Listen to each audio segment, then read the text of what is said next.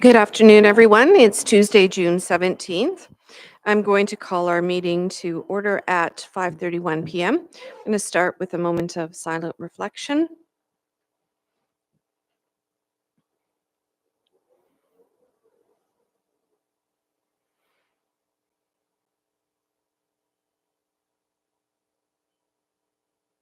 Thank you.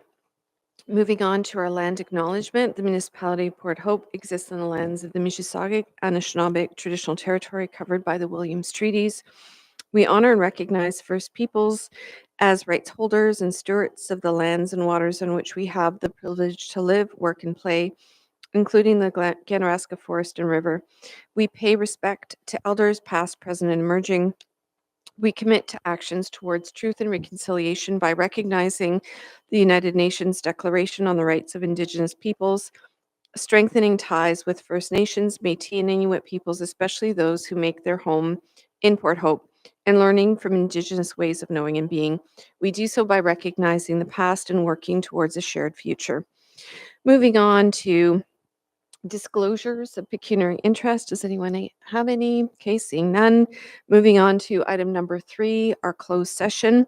Today we will be proceeding in closed session in accordance with the Municipal Act to address items pertaining to personal matters about an identifiable individual, including municipal or local board employees, Section 239(2)B, and labor relations or employee negotiations, Section 239(2)D.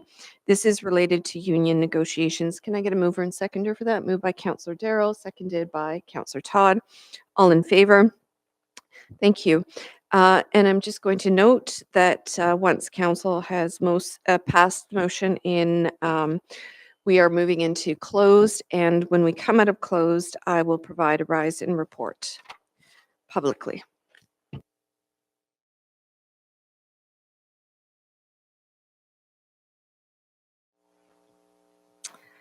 Good evening, everyone. It's Tuesday, June 17th. I'm going to be calling our council meeting to order at 6:30 p.m.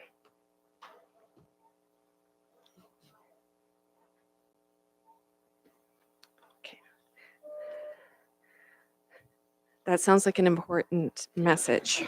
More important than me calling the meeting to order. So, okay, we're going to start with, we're going to try to start with a moment of silent reflection. And as we take a moment of silence, I invite everyone to reflect on the significance of National Indigenous Peoples Day coming up on June the 21st.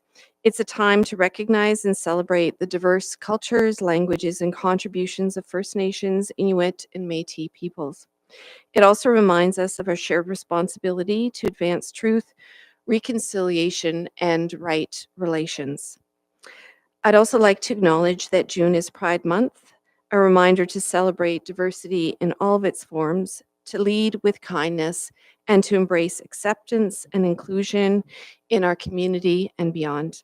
So let's carry these reflections with us as we move forward together in a moment of silence.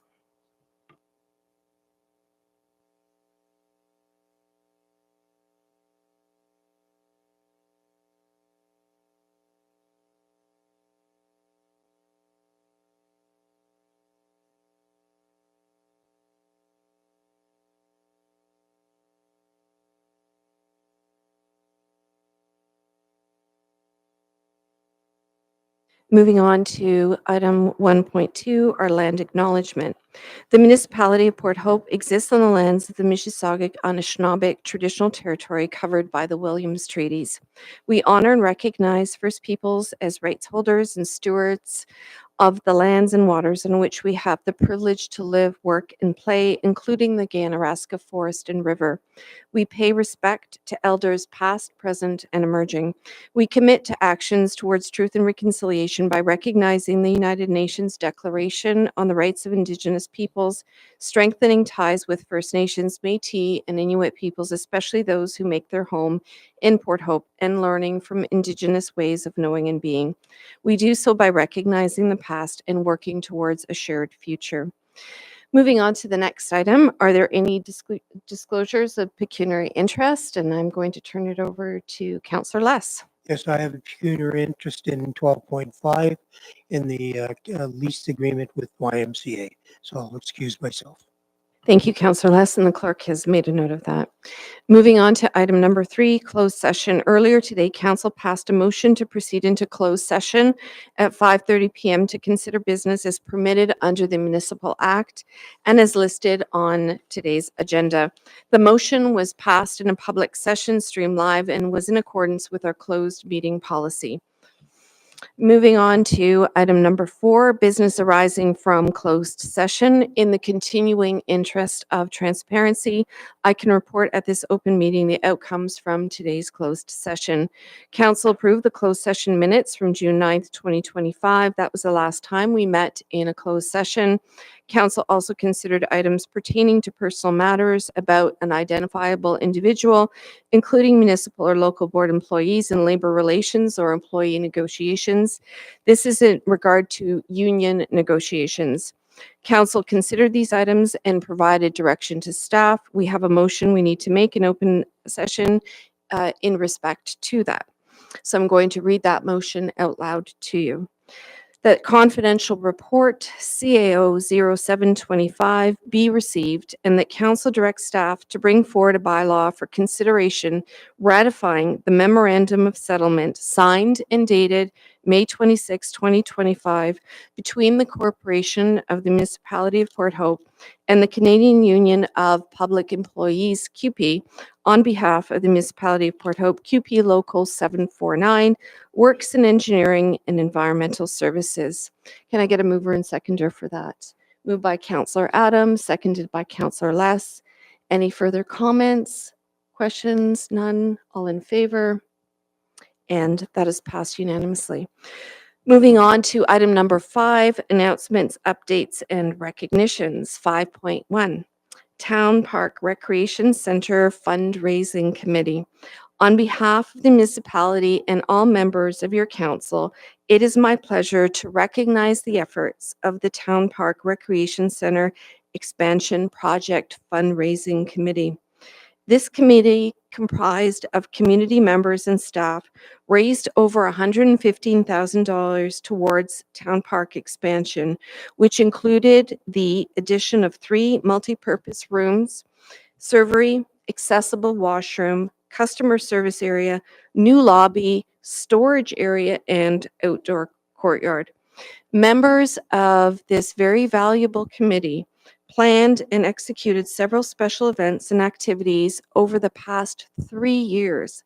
That's longevity, that's resilience, and that's persistence, and have developed valuable relationships with several donors, including service clubs, community leaders, and residents. So at this time, I would like to call Ed Zilka, Marlene Campbell, Giselle Lennox, Lisa Fils, Kim Lauder, and Sherry Aldred to be recognized for their efforts on the Town Park Recreation Center Expansion Project Fundraising Committee. We will be handing out some certificates, and from this chair and from this council, we thank you. These are invaluable efforts of our committee, of our community, and I certainly understand the commitment of this committee over a 3-year span of time. We value your work very much, and thank you.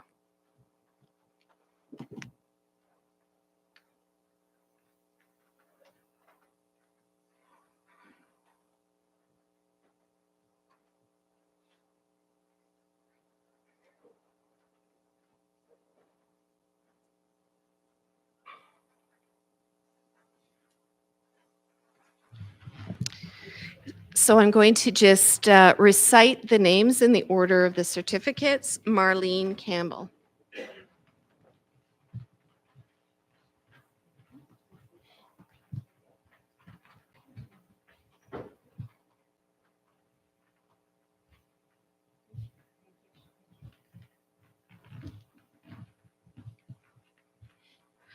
Giselle Lennox.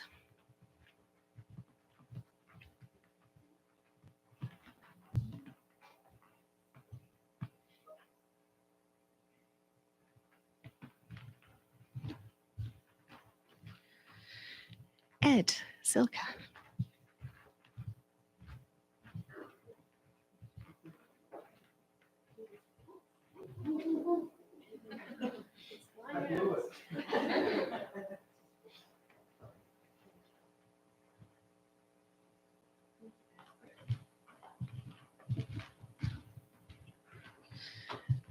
Sherry Aldred.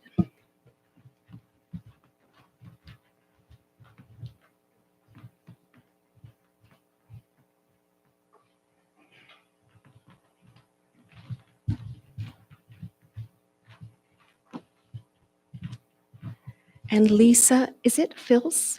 Yes.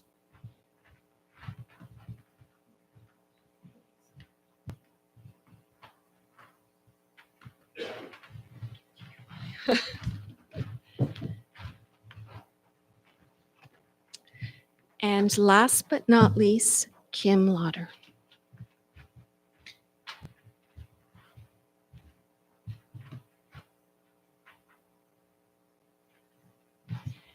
And as we are working through a new protocol around clapping in our council chambers, tonight I would like to ask everybody to join me in congratulating our invaluable volunteers.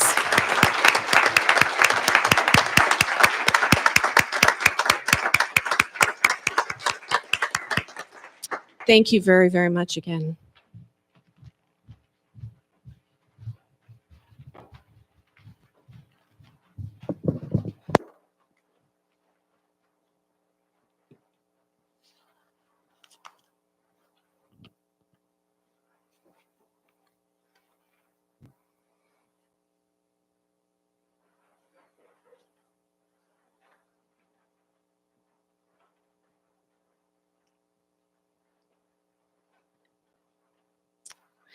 Moving on to our next announcement, Port Hope Wins Campaign of the Year. Last month, the municipality was honored with an award for Community Relations Campaign of the Year at the 2025 Achieving Communications Excellence Awards hosted by the Canadian Public Relations Society Toronto chapter. This recognition celebrates the success of the Port Hope Digs Walton campaign, a creative and community-focused initiative that kept residents and businesses informed and engaged during Phase 2 of the Walton Street reconstruction project. Corporate Services Director Brian Gilmer and the communications team accepted the award at a gala event in Toronto. Like many major infrastructure projects, this one came with its challenges. However, the resilience and collaboration of the community plays a key role in overcoming obstacles and keeping the project currently in its third and final phase on track. And having uplifting and inspiring communications certainly helps in the process. So congratulations to the team. And again, here we're going to clap.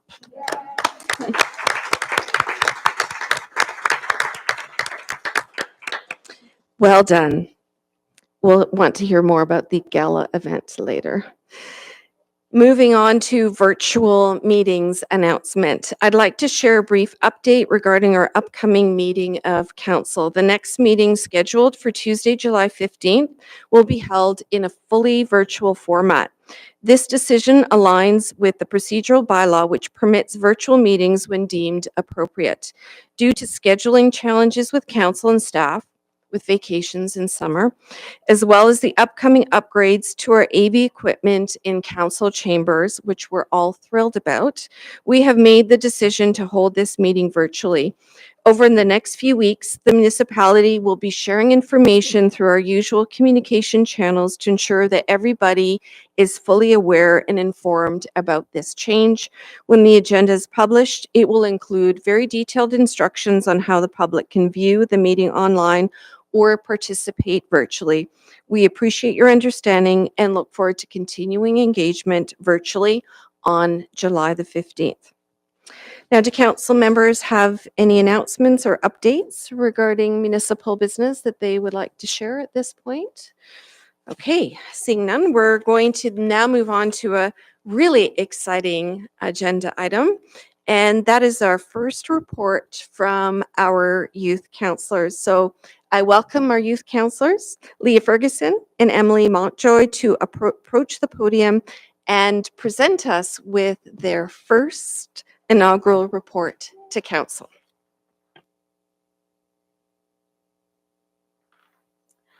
Good evening, Madam Mayor and Council. My name is Leah Ferguson. I am attending Port Hope High School and I'm in grade 10. In school, I participate in volleyball, soccer, tennis, badminton, and three-pitch. I'm also part of Student Council, School Reach, Drama Club, and Environment Club. Outside of school, I work on my parents' farm, Garden Hill Farmers Market. I'm also a very active member of the volunteering community, volunteering at Port Hope Fall Fair and for Critical Mass. I am very excited to have the opportunity to work alongside this council, and I'm looking forward to providing the perspective of youth within the community. Thank you. Good morning, Madam Mayor. Good evening, Madam Mayor and Council. My name is Emily Mountjoy, and I'm 14 years old. I'm currently a grade 8 at Dr. M.S. Hawkins and plans to graduate the next week and going on to CCI in Cobourg. I'm a French immersion student, and I participate in every sport offered at my school. I am as well a member of almost every club, including Ski Club, our Reading Club, I have the Tech Club, and as well as many others. I have 3 siblings, an older brother, a younger brother, and a younger sister. I've lived in Port Hope for nearly 4 years, and I'm very excited for this opportunity. Thank you very much.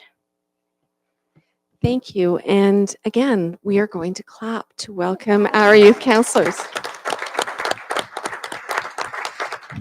And we are very excited to be working with you moving into the future. I think we have 2 amazing representatives of our community. So we look forward to much collaboration moving forward. Thank you for those reports. Moving on to item number 7, delegations. It's now time for delegations, and we have 2 delegations on the agenda tonight.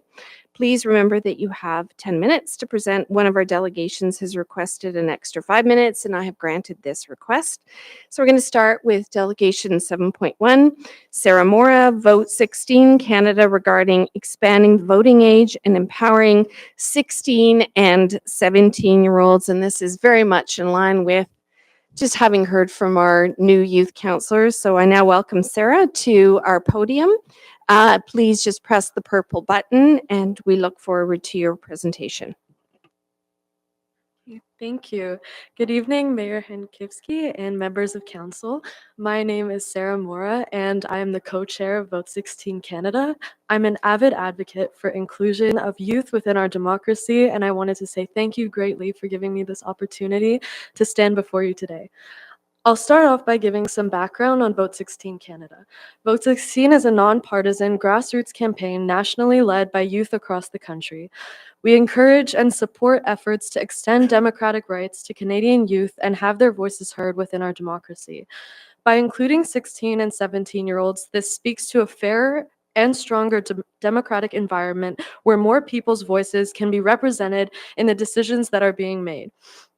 In today's political climate, we are facing several long-term challenges to our communities, such as the affordability crisis, environmental sustainability and health, educational systems, and more, all of which are issues that young people face and yet are grossly underrepresented despite being key stakeholders.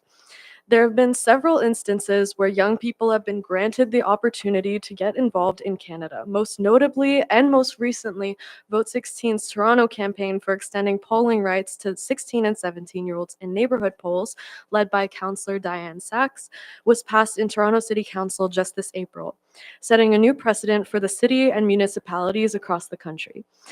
In other instances, 16 and 17-year-olds in Montreal, Vancouver, and Mont-Saint-Hilaire were enabled to contribute to participatory budget projects.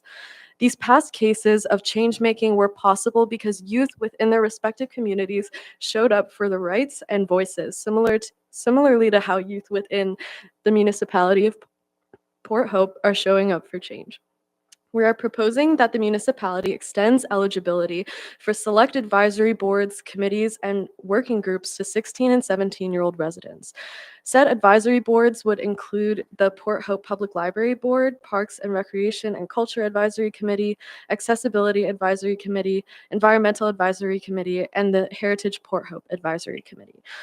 Making this shift is in an effort to engage the municipality's youth will increase their local decision making and civic participation. This change recognizes growth within the community and a potential for further growth with civic engagement and knowledge of young people within the community and effectively prepares them for future involvement. Advisory committees play an essential role in providing recommendations to council on important community matters spanning from environmental sustainability to accessibility and cultural preservation. By engaging youth in these important conversations, their sense of community, responsibility, and active citizenship is going to be fostered from an early age.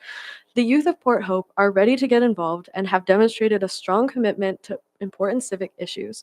2 youth residents of Port Hope campaigning alongside Vote 16, Sam Nadarata and Pavin Guman, took the initiative to start a petition for young leaders of Port Hope and extending eligibility for the aforementioned committees and advisory bodies.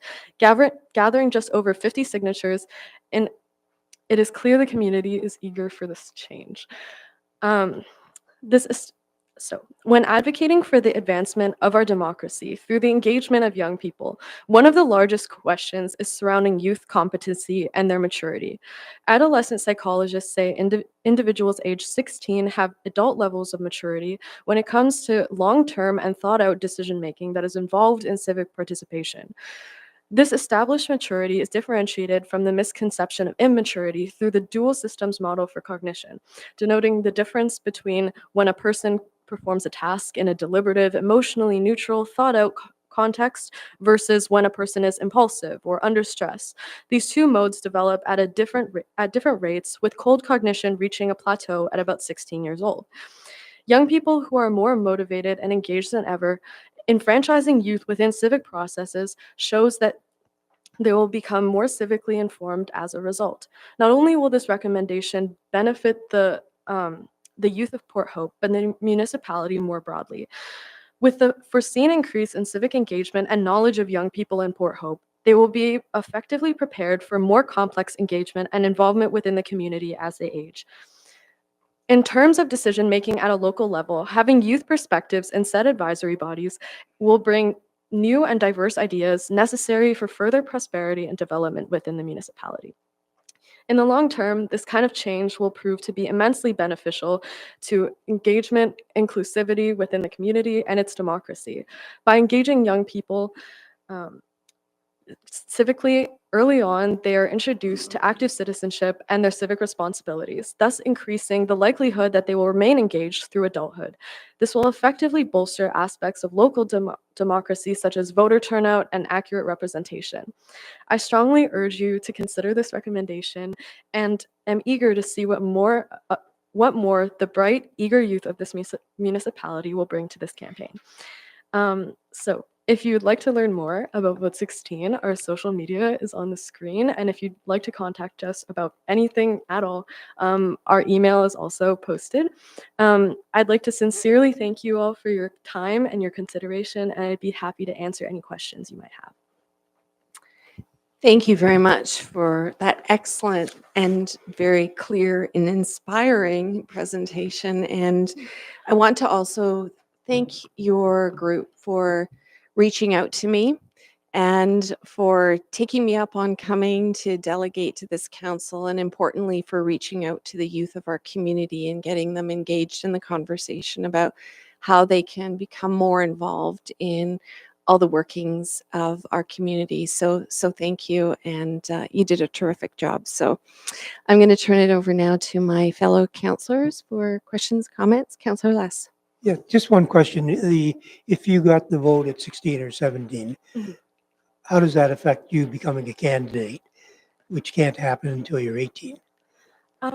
Well, it's not necessarily so young people can become involved in politics as a career, but rather that they get to contribute to the important decisions that are being made surrounding, their education or their entry-level jobs and employment and all these different things that do inherently affect young people.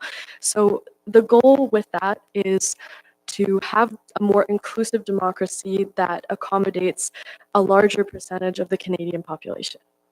Thank you for the question. Thank you for your answer. Any other questions or comments? Yes, yes, the Deputy Mayor. Thank you. So thank you for your presentation. I have a couple of questions. So you're asking that the age, we're not asking for a youth position. You're asking for these committees just to lower the age so you could have multiple people of that age category on a committee. Is that Yeah, right? that's basically the goal. Okay. So one more question and then just a comment. The select group that you picked, I noticed there's a few up there, like Civic Awards isn't on the list. Is there a reason you picked these? So the list of groups that we chose were ones that we believed were most directly affecting youth. But of course, we would be open to including other groups, but these are the main ones that stood out to us when selecting which we think would impact young people the most. Okay, thank you. And then just one comment or feedback is that the library board is actually a legislative, it's under the Library Boards Act, which is an Ontario legislation. So that one Okay. we may not have control, but you're certainly welcome. Those are open to the public and you're certainly welcome to attend and listen and provide feedback to those members outside of the committee. But, and there's also the Friends of the Library, which is a great opportunity as well. So I just wanted to mention that about the library one. Thank you. I see Councillor Adam and then Councillor Claire. Yes. I'll just make a very quick comment that I really appreciate you bringing this forward. I fully support. I think that it's a fantastic initiative. As you can see with our youth councillors here, I think it is an incredible addition to the municipality, having the youth being engaged into our different committees. And I will at this point pass this over maybe to Elena to pass to Claire. Councillor Claire. Thank you. I thank you so much. I did follow the petition online a little bit with interest, and I applaud you for bringing this forward. I also echo Councillor Adam. I'm fully in support and would actually like to bring forward an alternative motion so that we're not going to just receive this for information. To the question from Councillor Mink, I actually think there might be some committees where we should consider having a dedicated youth seat. It strikes me that on issues like the environmental sustainability, this is really about the future, and that might be an example of where that could be appropriate. So to that end, I'd like to bring forward a motion such that the presentation by Sarah Mora Vote 16 be referred to the Advisory Committee bylaw review, which is actually already underway, for further consideration, and that further consideration of adding more youth involvement in municipal advisory committees be part of that review. Thank you. Thank you, Councillor Claire. Excellent motion. And Councillor Adam, I'm assuming you want to second that. Yes? Okay. Any further discussion or comments on this? Councillor Todd. Thank you. I'd add one comment, which is simply every time youth come and speak to us, I'm always impressed. It simply is another example of why you should be included in these conversations. So thank you so much for representing and thank you for bringing that motion forward. Any last comments? Okay. All in favor? That's passed unanimously. Thank you, Sarah, and thank you for reaching out and thank you for being here tonight. You're changing Port Hope.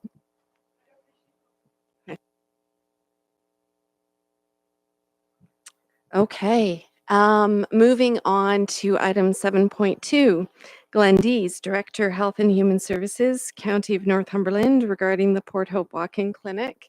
Welcome, Glenn. We're thrilled to have you here this evening. And you do have 15 minutes for your presentation.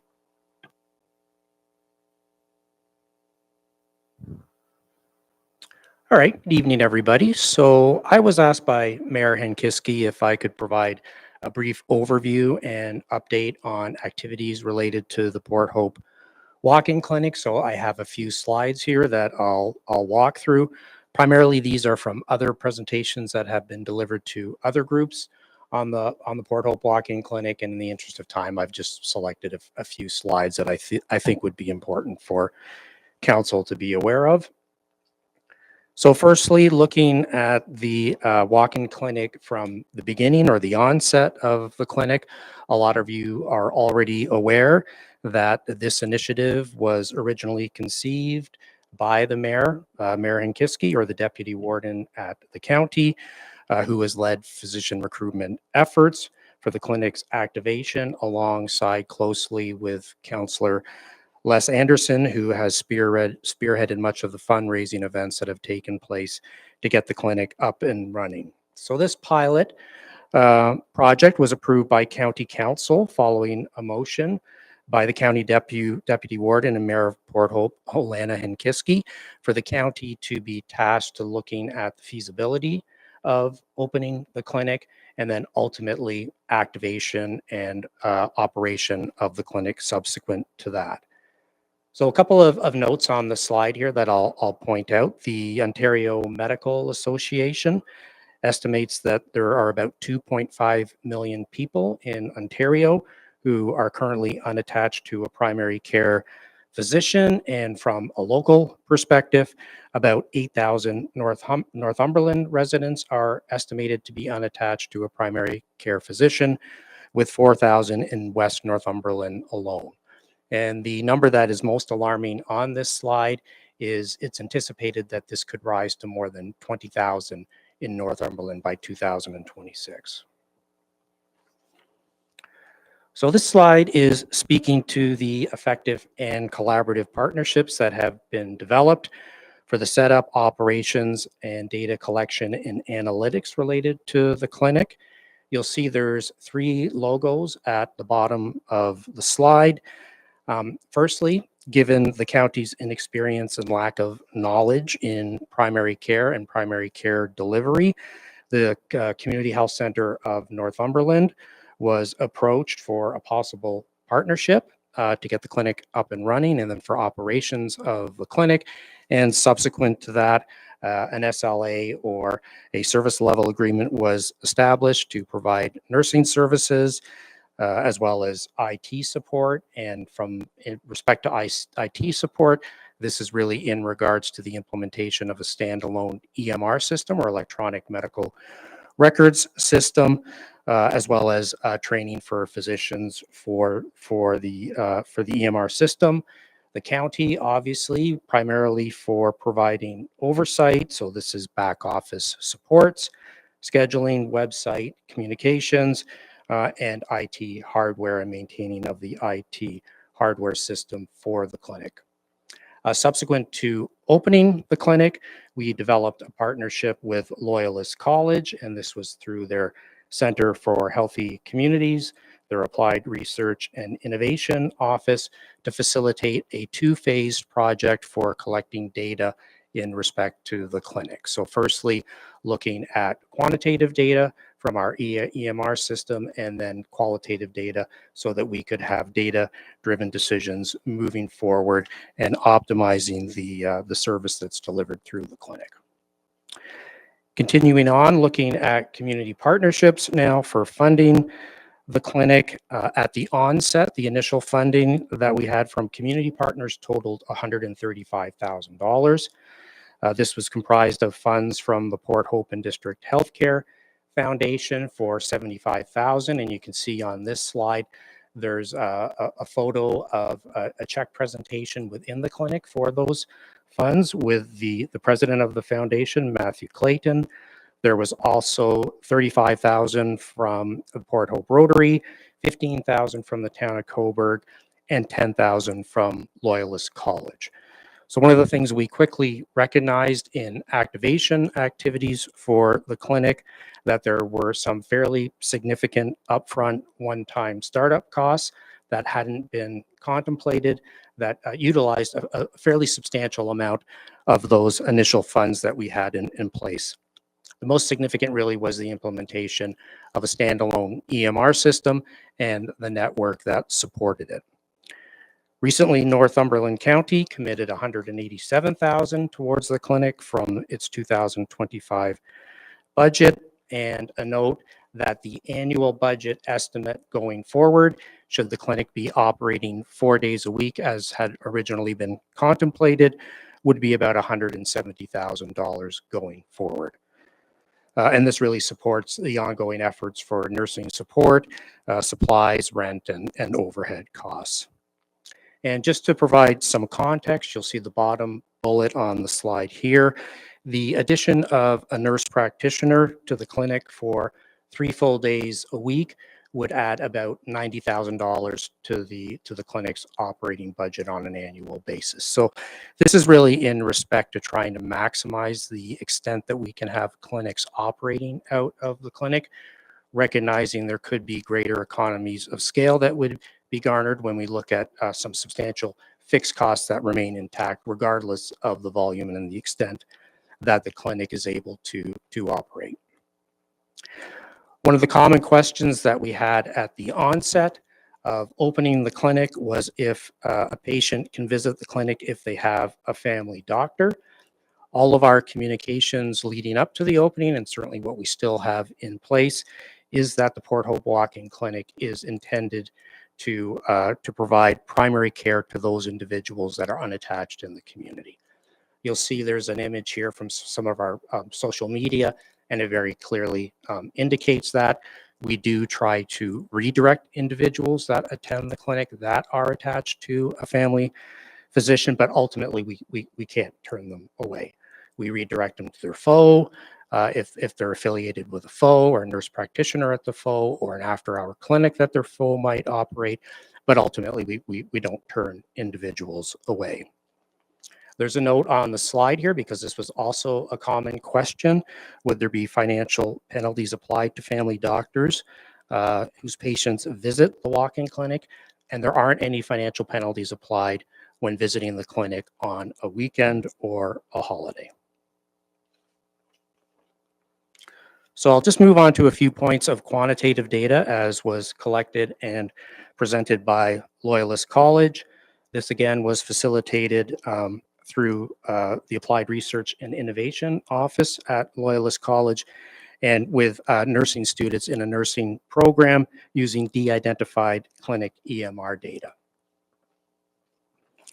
So the first 6 months of operations are highlighted here. So this is from August 2024 to January 2025. We will look at doing a refresh of this data, likely with the upcoming semester at Loyalist College. But a couple of things to note here. You'll look at the split at the clinic between attached and unattached is fairly even, slightly higher for unattached, but in respect to the proportion of unattached within the broader community, the clinic is meeting the need of providing services to those that are unattached with a primary care physician.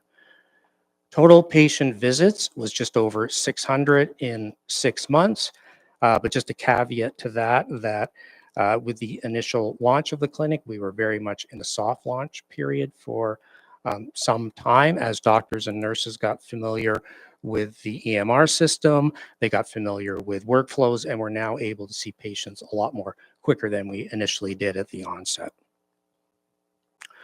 Just very quickly on this slide, it shows geographic distribution of patients visiting the clinic. Postal code areas are color coded in shades of blue, where darker shades indicate higher concentration of patients and lighter shades represent lower concentration. So looking at this slide, you can very easily see that by far the greatest concentration is coming from Port Hope and Cobourg, and it approximates about 80% of the individuals visiting the clinic. This table is showing of those that attended the clinic that are attached, what proportion would have to drive in excess of 30 minutes to their primary care provider.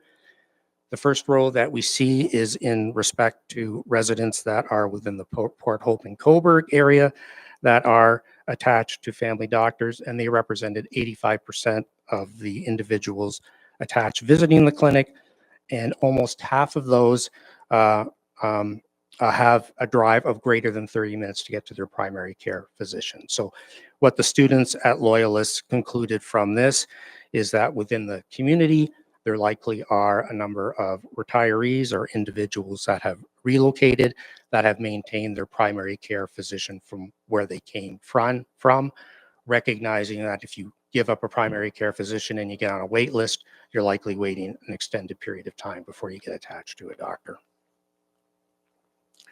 Unattached patients by age range. A quick visual on this pie chart. If you look to the left, at the age groups 45 to 65 and 65 to 80. So this is the red portion of the pie chart, and the green, almost half of the unattached patients visiting represented that age group of older adults. And really what the students concluded from that is that the clinic really is meeting a need for older individuals within the community that do not have a doctor, particularly when they have multiple chronic conditions likely and increased need for primary care. This is just a quick visual of the total number of patients versus the number unattached by age group. The blue bars represent the total number, and then the orange bars represent those that are unattached relative to those the total number visiting the clinic. Reasons for seeking treatment at the Port Hope Walk-In Clinic. Again, this visual is very similar to the previous one that we looked at. If you look to the left of the pie chart, you'll see that looking at the brown and the gray, this represents individuals that were visiting the clinic for respiratory and fever-related instances. So very much supporting that the clinic's role is effective in managing non-emergency cases, which is the intent of the clinic. Total patients receiving a referral or prescription by month. The months of November, December, and January, representing a half month, are the months where we saw the most from the perspective of patients receiving a prescription.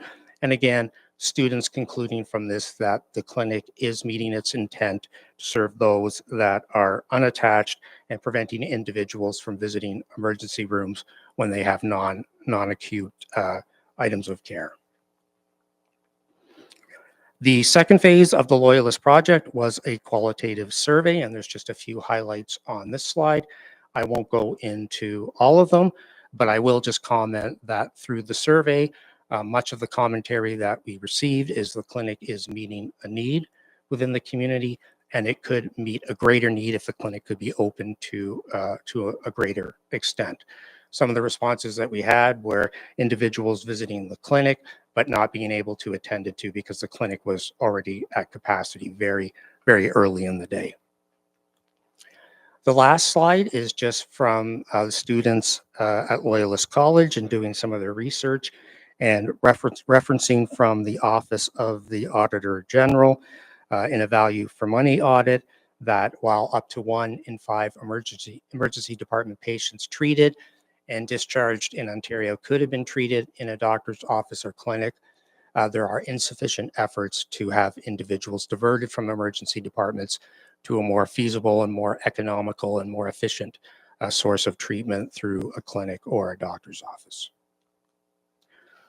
So that concludes the presentation, and I'm happy to take any questions. Thank you very much, Glenn, for coming in and giving that update and sharing some of the data. I do want to acknowledge Councillor Andrews' efforts in the very early stages of this clinic, the fundraising that we did together of $135,000, which has allowed us to come to the county and ask the county to become involved. So I do really want to acknowledge all the work and effort, Councillor Less, that you made and continue to make on the sustainability of the clinic. And thank you for both the quantitative and qualitative data and for bringing Loyalist into the evaluation process. So at this point, I'll turn it over to questions and comments. Yes, Councillor. Thank you. When Mayor Alana and I wanted to proceed with the walk-in clinic, although we had history for many, many years in Port Hope with a walk-in clinic, if we didn't have Northumberland County and their expertise in installing the EMR system and the IT system and the community health center from their point of view and their experience in executing a number of initiatives, no matter how much money we had, it wasn't enough because we were in a steep learning curve to get this thing operational. Mayor Olana spent endless hours recruiting doctors and having to backtrack because of delays in opening of the clinic, and doctors would drop off, and it's a constant thing. So you really put your time in. Raising money, well, that's one thing, and you're going to hear more about that later today from the mayor, and how we're going to continue. And Glenn, thank you so much for your leadership. You did an outstanding job on behalf of the county and getting this open. So thank you. Thank you for those words, Councillor Lassen. Indeed, this would not be a reality without your leadership and just openness to take on the challenge. So we thank you for that very much, Glenn. Any other questions or comments from around the table? Seeing none, thank you again for being here. The recommended motion is identified on the agenda, and it is to receive this delegation for information. Can I get a mover and seconder on this? Moved by Councillor Todd, seconded by Councillor Darrell. All in favor?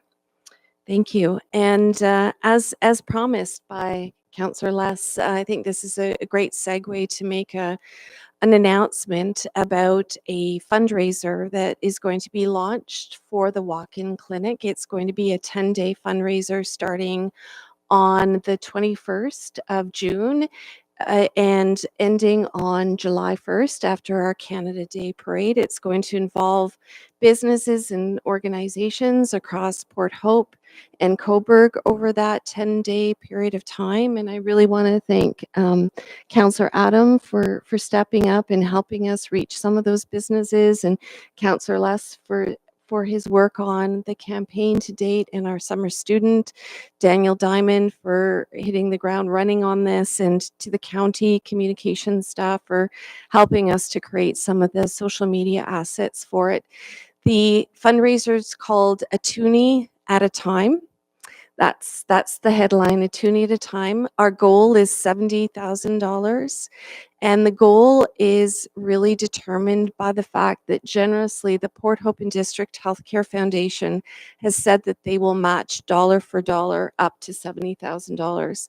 So if we are successful, it means that we can add critically that nurse practitioner position to expand the days and hours of the clinic, and also to add some mental health supports and counseling to the clinic, especially important for those in our community that do not have the financial wherewithal to afford such supports and services. So we encourage everybody in the community to become part of this 10-day fundraiser. And we thank all the businesses that have agreed to participate to date, and we hope that we'll have more. And I thought a great way to I guess, kickstart the whole thing, even though it's not quite the 21st, is to bring the box into the chambers.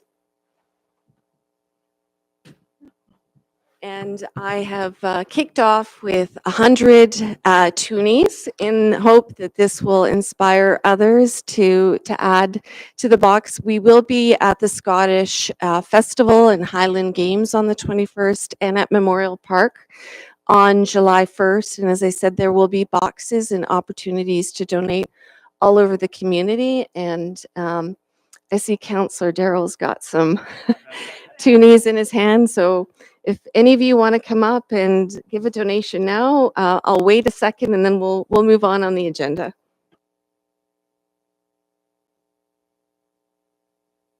Any donations over $20 do get a tax receipt from the Port Hope and District Healthcare Foundation. Thank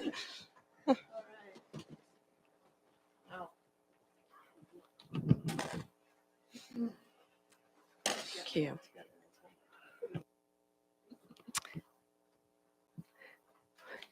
Thank you for that. We're off to a good start, and there's 2 rolls of toonies that have been placed in front of me, so we'll make sure they get into the box as well. Okay, moving on to item number 8, public comment period. It is now time for public comment period. As our procedural bylaw, the purpose of the public comment period is for members of the public to provide comments on items that are on today's council agenda. And if you have questions related to an item that is not on today's agenda, please wait until question period, which is later in our meeting.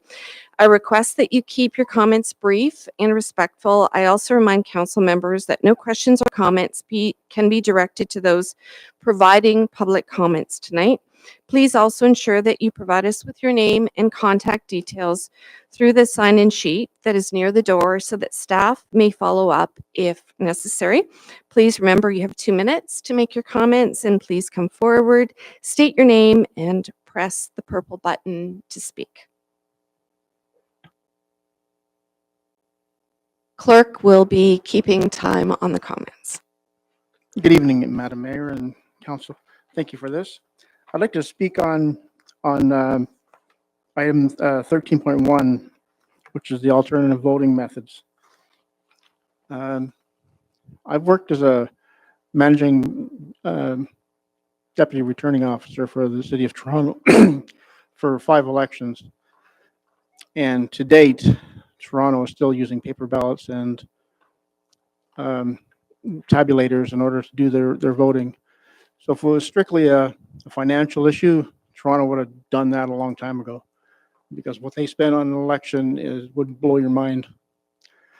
In regards to not having a paper ballot, the folks that are voting in the past election, and we've all done it, you're totally anonymous. There is no way to identify who you actually are. Whereas when Toronto and in the rest of the elections, you walk up, you show identification, you're marked off of the list, and you're therefore somewhat verifiable. And in Toronto, what we do is every hour we would take the list and swap them so that in case somebody's trying to come back and vote twice, there's a high likelihood that they will get caught, because they're expecting, to come up. They voted with you, therefore they're going to go to somebody else. Well, that's not possible. We have that opportunity to prevent fraud as much as we can. Whereas when you're doing telephone or computer related voting methods, you're totally anonymous and there's no way to verify you. And as we've seen in our own past election, we now have disputes that are taking place and seats are changing hands based on 1 or 2 ballots. You're not going to get that with the computer balloting or phone in, because it's a totally different system that is not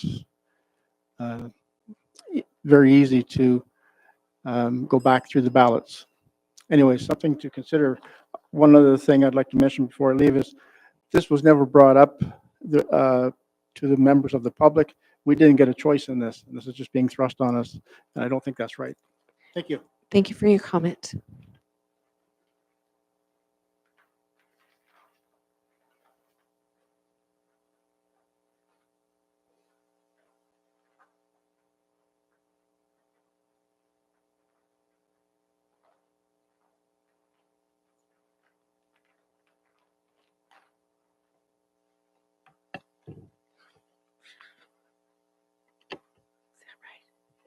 Is that on? Okay. Good evening, Council. I'd like to speak also to agenda item 13.1 on alternative voting. Okay. As we literally drown in thousands of provincial and municipal bylaws, it is a full 20 years after the province encouraged municipalities to seek other means of voting. In this time, more than half of Ontario's municipalities have embraced electronic voting. This has occurred despite the province's failure to provide instructions or guidelines and to establish standards and certification of equipment and processes as exists in detail for traditional in-person voting. For such a critical shift in local governments and citizens' expectation of fair and accurate election results, this is a monumental failure on the part of both the province and the federal government. IT experts have likened municipal voting in Ontario to the Wild West, of the past. Even with good planning and established practices, countries such as Estonia, one of the few countries that uses electronic voting, there are serious problems. After 10 years of electronic voting, an international IT team analyzed Estonia's voting system in detail and found a number of serious security problems, including lack of transparency, outdated security system, lapses in operational security and procedures, serious vulnerabilities, including server-side attacks and malware able to rig the vote count. Their recommendation was that the country go back to an in-person voting until such time as more secure and protected systems are available. Our request of Council is that electronic voting be postponed for the 2026 municipal election because protection of local citizens' right to a fair and accurate vote has not been established by any level of government. Thank you. Thank you very much for your comment. Any other comments at this point? Thank you. Moving on to item number 9, correspondence. We have none. Moving on to item number 10, consent agenda, adoption of minutes. Items listed under the consent agenda are considered collectively as one motion. Council members may request that specific items be removed for separate discussion, deliberation, and action. The consent items are listed on the agenda. Would any member of council like to remove any of these items for a separate discussion? Seeing none, can I get a mover and seconder to adopt the minutes as listed? Councillor Less, seconded by Councillor Darrell. Any further comments? All in favor? Thank you, and that is passed. Moving on to item number 11, consent agenda advisory committee and board meetings. Would anybody like to remove any items under the consent agenda for separate discussion? Seeing none, can I just get a mover and seconder to receive this item for information? Councillor Todd will move it. Councillor Less, second. All in favor? Thank you, and that is passed. Moving on to item number 12, items for consideration. 12.1, staff consultant presentation. Theodora Maripeza, I'm so sorry, Manager Planning, and Corey Harris, Watershed Services Coordinator, Ganaraska Region Conservation Authority regarding the flood mapping project. Sorry, Theo, about that.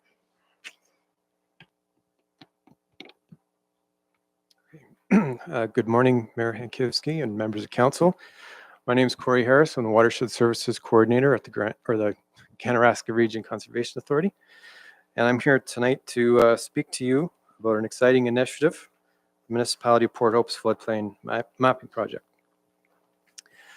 So just a quick outline. I want to talk about the work that we've been doing in recent years, planning for floodplain mapping updates, give a bit of context for this work, talk about the state of GRCA mapping, answer the question, why are floodplain mapping updates important, give a brief history of available funding for this type of work, give a brief overview of the project, and then Theo is going to talk about some financial considerations and touch on community engagement. So at the GRCA, in partnership with our municipal partners, we've been doing a fair bit of work behind the scenes. So in September of 2023, GRCA staff prepared basically a strategy to look at updating our mapping. We presented that to the board, our board, and it was approved in 2023 in October. I was before this council in November of 2023 to share the highlights of this plan, as well as share the good news that the federal government's extending some of the funding windows for their funding programs for this work. In discussions with Port Hope staff, funds were earmarked in the 2024 municipal budget. And Theo's going to touch on that towards the end of the presentation. In the fall of 2024, the application window for this work, for this application process opened. Staff were supported by municipal staff, and we worked together in preparing an application for submission. So just a quick bit of context. Mapping of natural hazards, and when I say natural hazards, I mean flooding and erosion hazards for rivers, creeks, and shorelines. That is a delegated responsibility from the province to the conservation authorities. Flood management has three main components.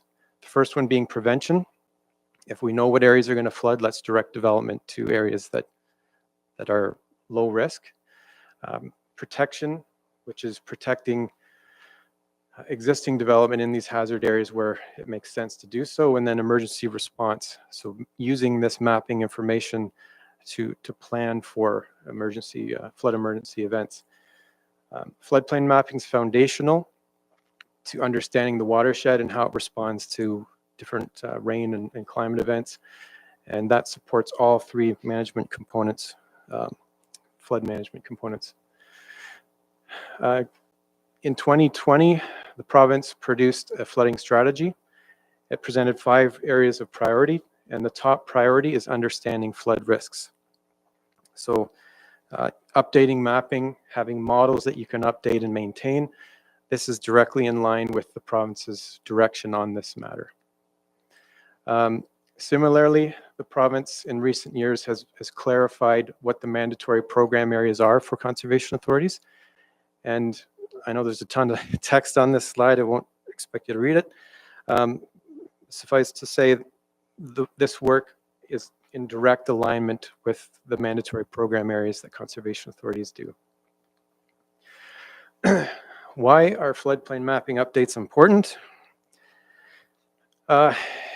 Models need to be current to reflect changes in land use.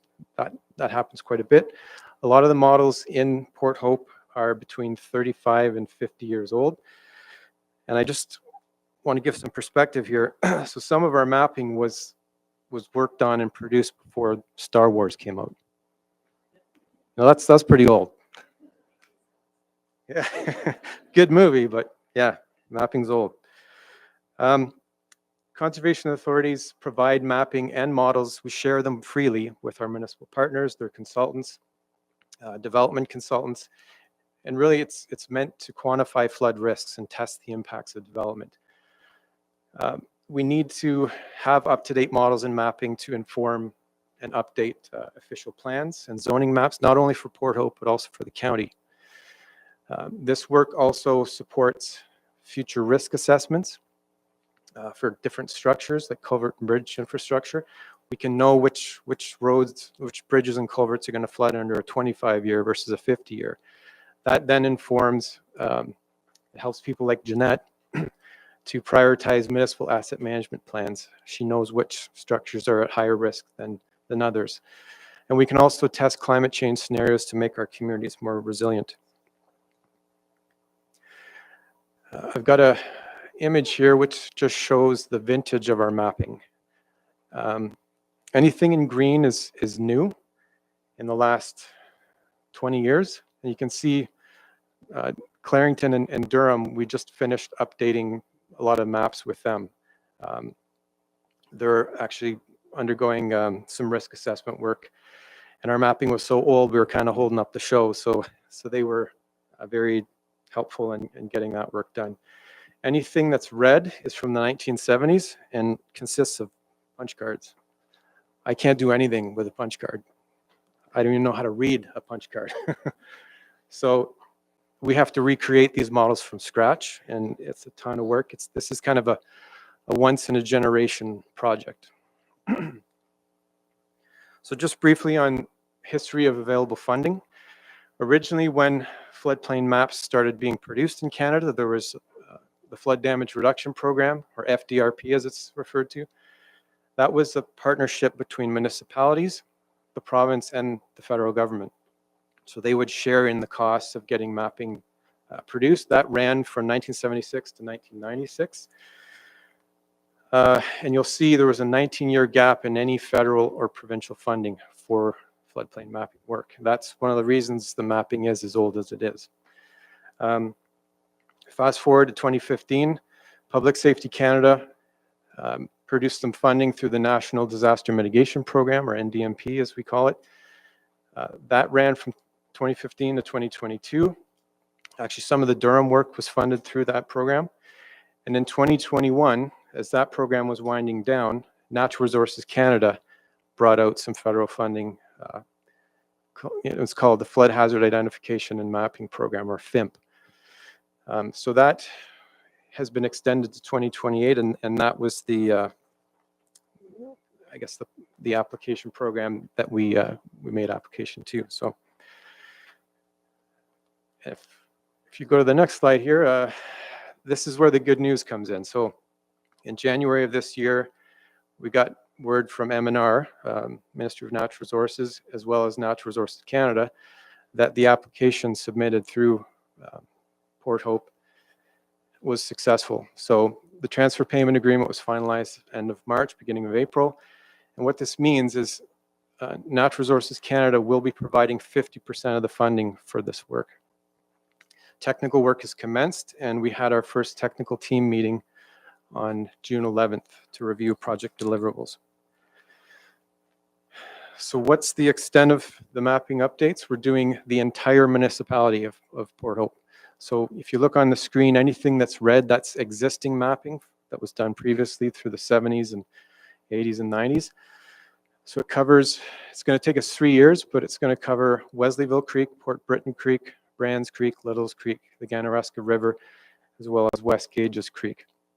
And when you boil it down, it's 246 kilometers of water course with a drainage area of 272 square kilometers. And we have to survey 171 bridges and culverts. So it's a lot of work.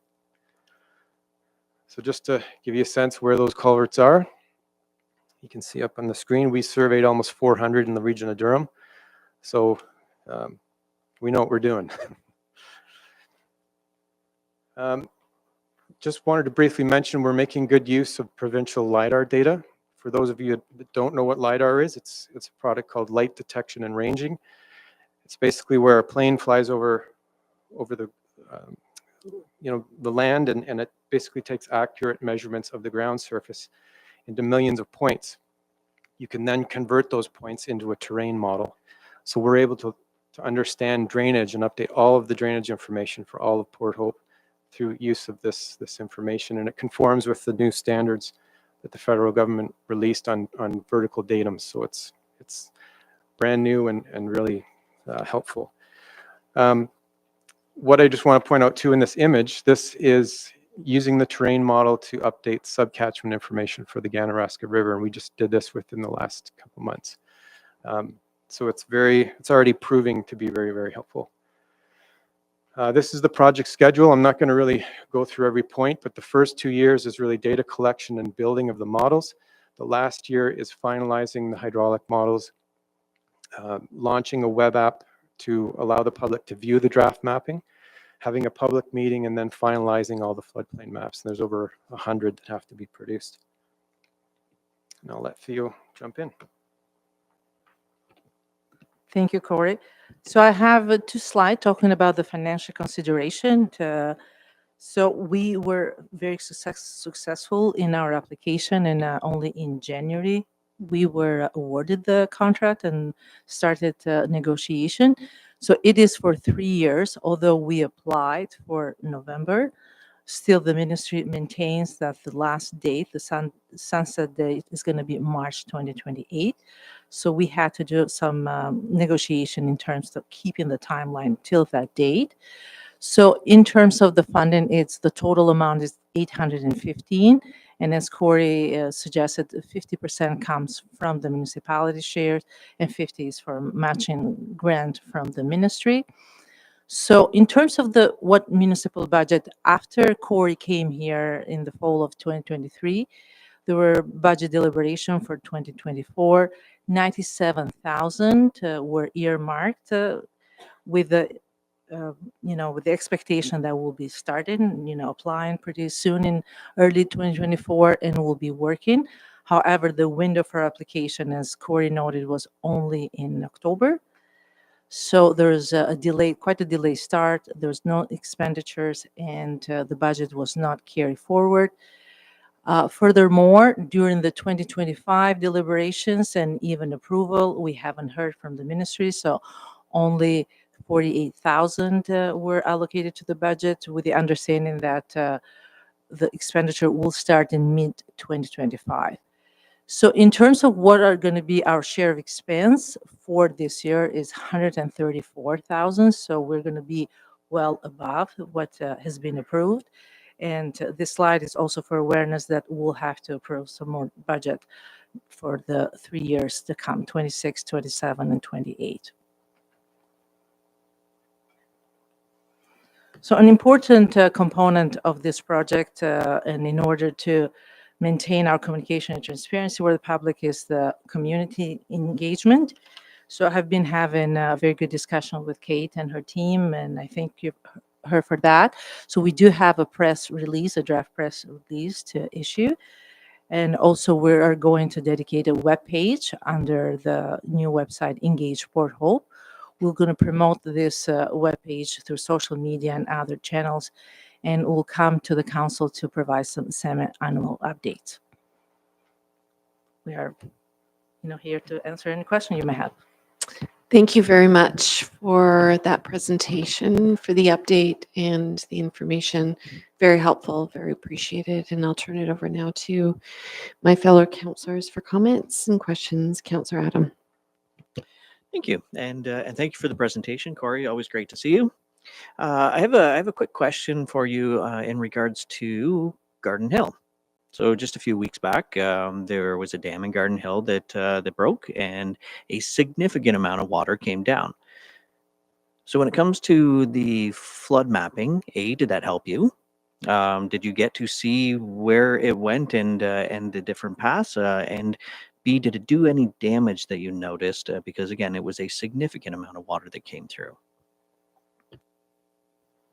Thanks for the question, Councillor Adam. Through you, Mayor Hankivsky. We were made aware of the dam break the night that it happened, and I understand that Fisheries and Oceans as well as M&R were contacted, as well as MECP. We didn't notice significant damage from the event. There was a lot of water moving down, but it was probably comparable to a 10 to 25 year flow in the creek. We did notice a pulse of flow go through the Sylvan Glen gauge, and it wasn't a significant change. I think the water level was up just under a meter. It didn't really help us in any way. It was within the floodplain limits that were already established. But I guess it proved the value of having floodplain mapping, because the failure, even though it was catastrophic, it was within the limits of the existing floodplain. Any other questions or comments? Deputy Mayor. Thank you. Thank you. Thank you for the presentation.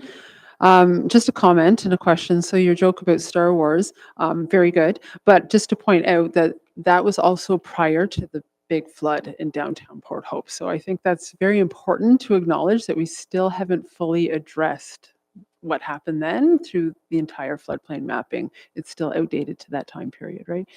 But a question that I have is, when you updated Clarington, did you find any surprises from what was existing to the new floodplain mapping with the new technologies that are available today? Through you, Mayor Hankivsky, great question. And yeah, just I guess with the experience in Durham, I think some of the biggest things we noticed were, I guess there were a few things. The quality of the original work, even though it was done before Star Wars, it was done to a very high level of quality. And the mapping we produced was very similar in most areas. Just the resolution that you get with the terrain model is outstanding. And so some of the changes or the differences were because they were relying on a cartographic product that they used with stereo pairs and orthoimagery. So they produced topo maps with that type of technique, and my hats were off to them because they were very close to the lines we produced. The other, I guess, surprise is that nothing is hidden with the LiDAR data and the terrain model. So there were some water courses we thought went one way, and actually went in different directions. Some of the drainage divides between certain creek systems were wrong originally, and we were able to fix them and make it more accurate. I could just spend hours looking at terrain models because they're so cool. But it was just, yeah, really helpful to have that at your fingertips. So, and maybe just before I sign off here, because we do get questions about the 1980 flood and how does that compare with the mapping. After the 1980 flood, the GRCA worked with the province and Port Hope to put in the flood control channel and actually blast out some of the limestone to improve the conveyance capacity. And the new channel can convey the 100-year storm. The Hurricane Hazel storm still, floods into the community. But the mapping, we have an internal map that we've been using to review development, which reflects the new capacity in the flood control channel. So that was done in the early 90s. So the mapping we're using for Port Hope now does reflect the increased capacity from the flood channel. Thank you for that clarification. Any further comments around the table? Okay, thank you very much again. The recommended motion is to receive this for information. Can I get a mover and seconder? Moved by Councillor Adam, seconded by the Deputy Mayor. All in favor? And that is passed. And at this point, we are going to recess for 10 minutes. Thank you. Okay, everyone, we are going to reconvene with item 12.2, consultant presentation. Peter Fries, VP Policy and Consulting Services, MTE Consultants, regarding tax allocation review. I now welcome Peter to the podium, and we're looking forward to your presentation. Thank you, Mayor. Thank you, Council.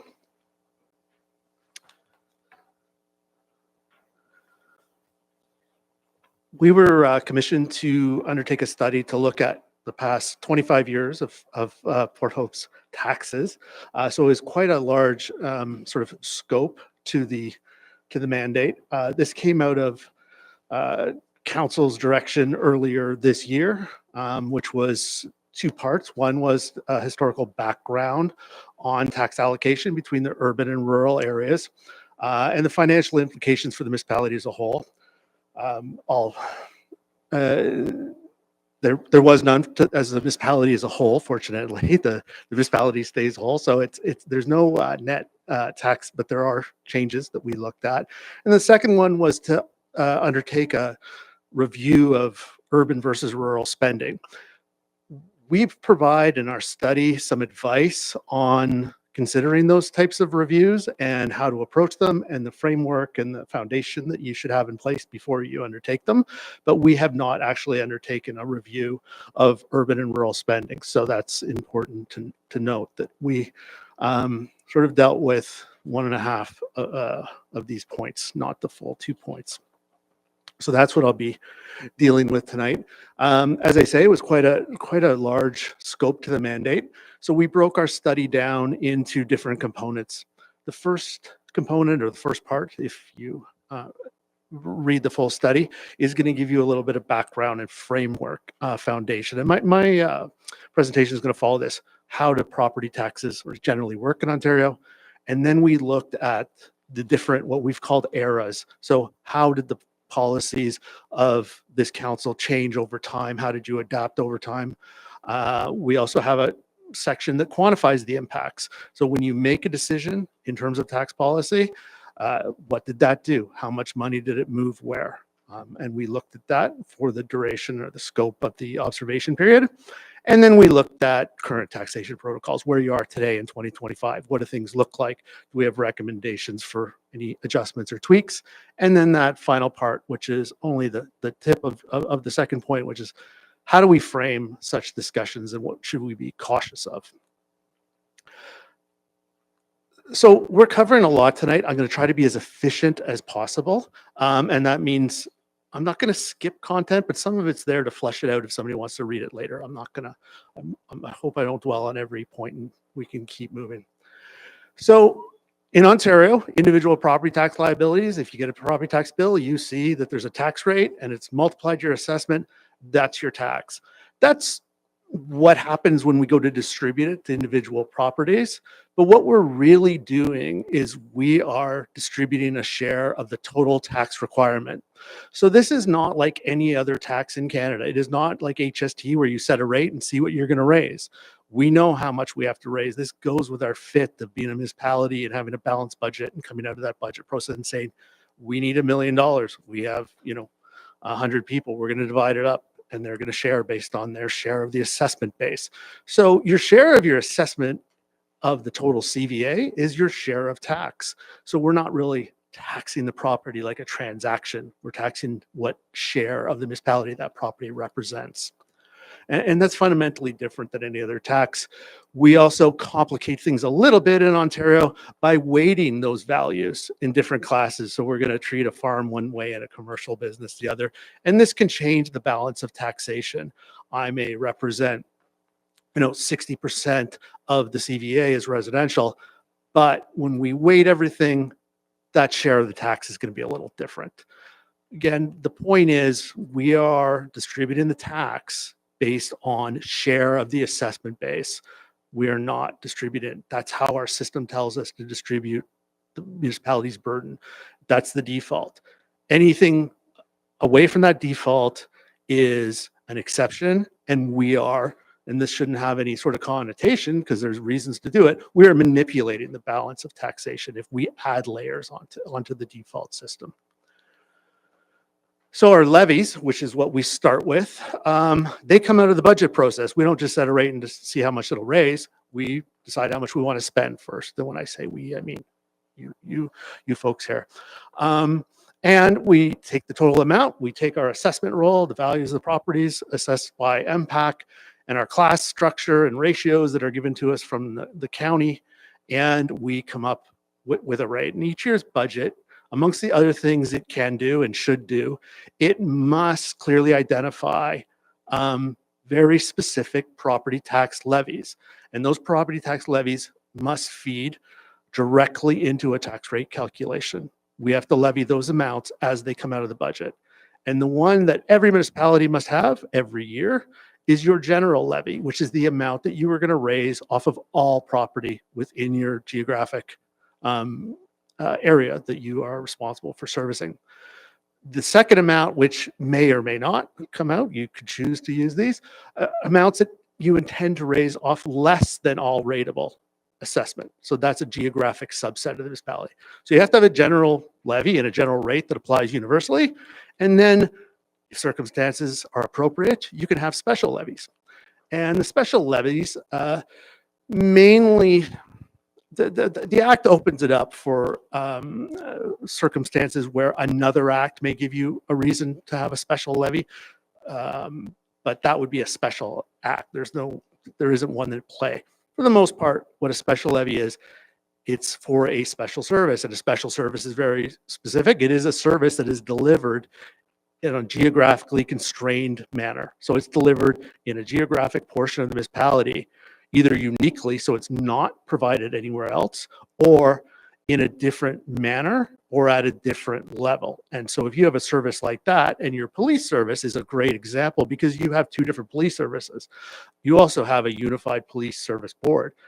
Those costs, those administrative costs would be universal, but the actual policing of the two services that you have, those are differential services. They're both policing, but they're provided in different ways. So they're a classic example of a special service where a special levy can be used. So you can use those, and Port Hope does. That's going to be a big part of our conversation today. There's also another concept I just want to make you aware of, because I know when we're looking at these things, we often look afield and say, well, what is this municipality doing or that municipality doing? The other type of special levy sometimes you'll see is what's called an urban service area or a USA levy. These were very specific creatures of the old municipal act. They had to be, they were created prior to 2003 under order of the Ontario Municipal Board. So municipalities didn't just make them up. They had to go out and apply to the board, make application, public meetings, all sorts of things. And that allowed for more, rather than a very specific special service, sort of, as it sounds, an urban service area where we could have maybe a pool of services. We said, this area, we should have a slightly different cost recovery for this area. They were allowed to continue after 2003, after that legislation was repealed, but they've slowly gone away, and you can't create them now and the municipality of Port Hope. So that's more of a comparative fact to keep in mind. When we look at your tax eras, how things have been done, our division into these 5 areas is somewhat, we had to decide where we wanted to divide them, and we moved these borders around a bit, and we landed on this, the immediate amalgamation era. Right after, from 2003 to 2011, there was a very deliberate, explicit written code about shares between the wards. And then there was a bit of a review period, and then things started to change. So these are the eras we've created. It helps us manage this big scope and talk about it in sort of a digestible way. So the first one, amalgamation, you weren't the only municipality that amalgamated and restructured. In 2001, there were dozens and dozens across the province. For you had the former town of Port Hope and the former township of Hope. They came together, and they now represent your two wards. The provincial restructuring order is really fairly boilerplate. It's actually, the actual order is merged with others. It's there was quite a bit published at the same time. There are no specific directions, requirements, or allowances for tax treatment. There is a, the geographic areas were to continue benefiting from any reserve funds they had in place beforehand. There's a lot of things about, there's some technical adjustments, but there is no phase-in of amalgamation from a tax perspective. There was no continuation of ward-based taxation, no special provisions. Once you became the municipality of Port Hope, you were subject to uniform default rules under the provincial tax legislation and regulations. So we have to work within that. It was evident, however, that the first council of the amalgamated municipality did choose to use a fairly dramatic, mechanism to maintain the old balance. So if nothing had been done, no tax tools had been used, then there would have been a significant shift. So, I mean, it made sense to do something. There would have been a significant shift onto the new rural ward. Those taxes would have gone up somewhere in the range of 95%. But the old balance was maintained through the use of pretty much a general top-up rate that moved the money back into the urban ward. The rural ward actually went down, its share went down a tiny bit at amalgamation, which was also coterminous with a provincial reassessment. In 2003, and that was sort of maintained for a couple of years, and in 2003, that urban-rural split target, maintaining that historic distribution, was codified more explicitly in Bylaw 48, 2003, which goes at great lengths to explain the logic and the reasoning and the objectives behind it, but really doesn't mention any provincial legislation. So it is an expression of council of the day, what they wanted, what they intended, and why they wanted to do it, and what their plan was, but it had no real bearing on our property tax system. So it continued in the early years to be a fairly arbitrary rebalance. And there was a couple successive bylaws. So it was what we call a capped ratio model. They were going for a target of balance of taxation, even through subsequent reassessments, which may have moved that. In 2012 and 2013, and at this point, I will say I've read the bylaws and I've looked at your tax rate, so I know mechanically what's going on. Some of it I've had to glean from council reports and public records and meetings we've had with staff and stakeholders to understand what was happening in some of the more contextual information I'm talking about here. But there was a clear interest or increased attention in 2012, 2013 to start looking at some reform, some tax reform.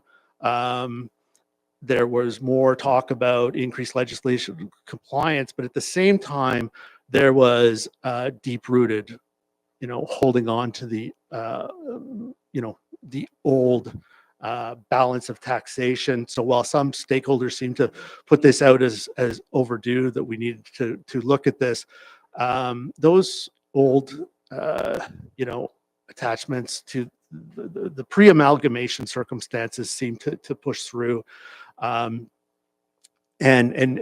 seem to make it difficult for it to make any headway over the first couple of years of that, or during this area. And it does, when I read that material, it does serve as a cautionary tale about some of the things I'll talk about later, where we frame these discussions. The first thing we should be doing is framing them within what we can do, or the legislation, because that seemed to hamper progress at some points in the history.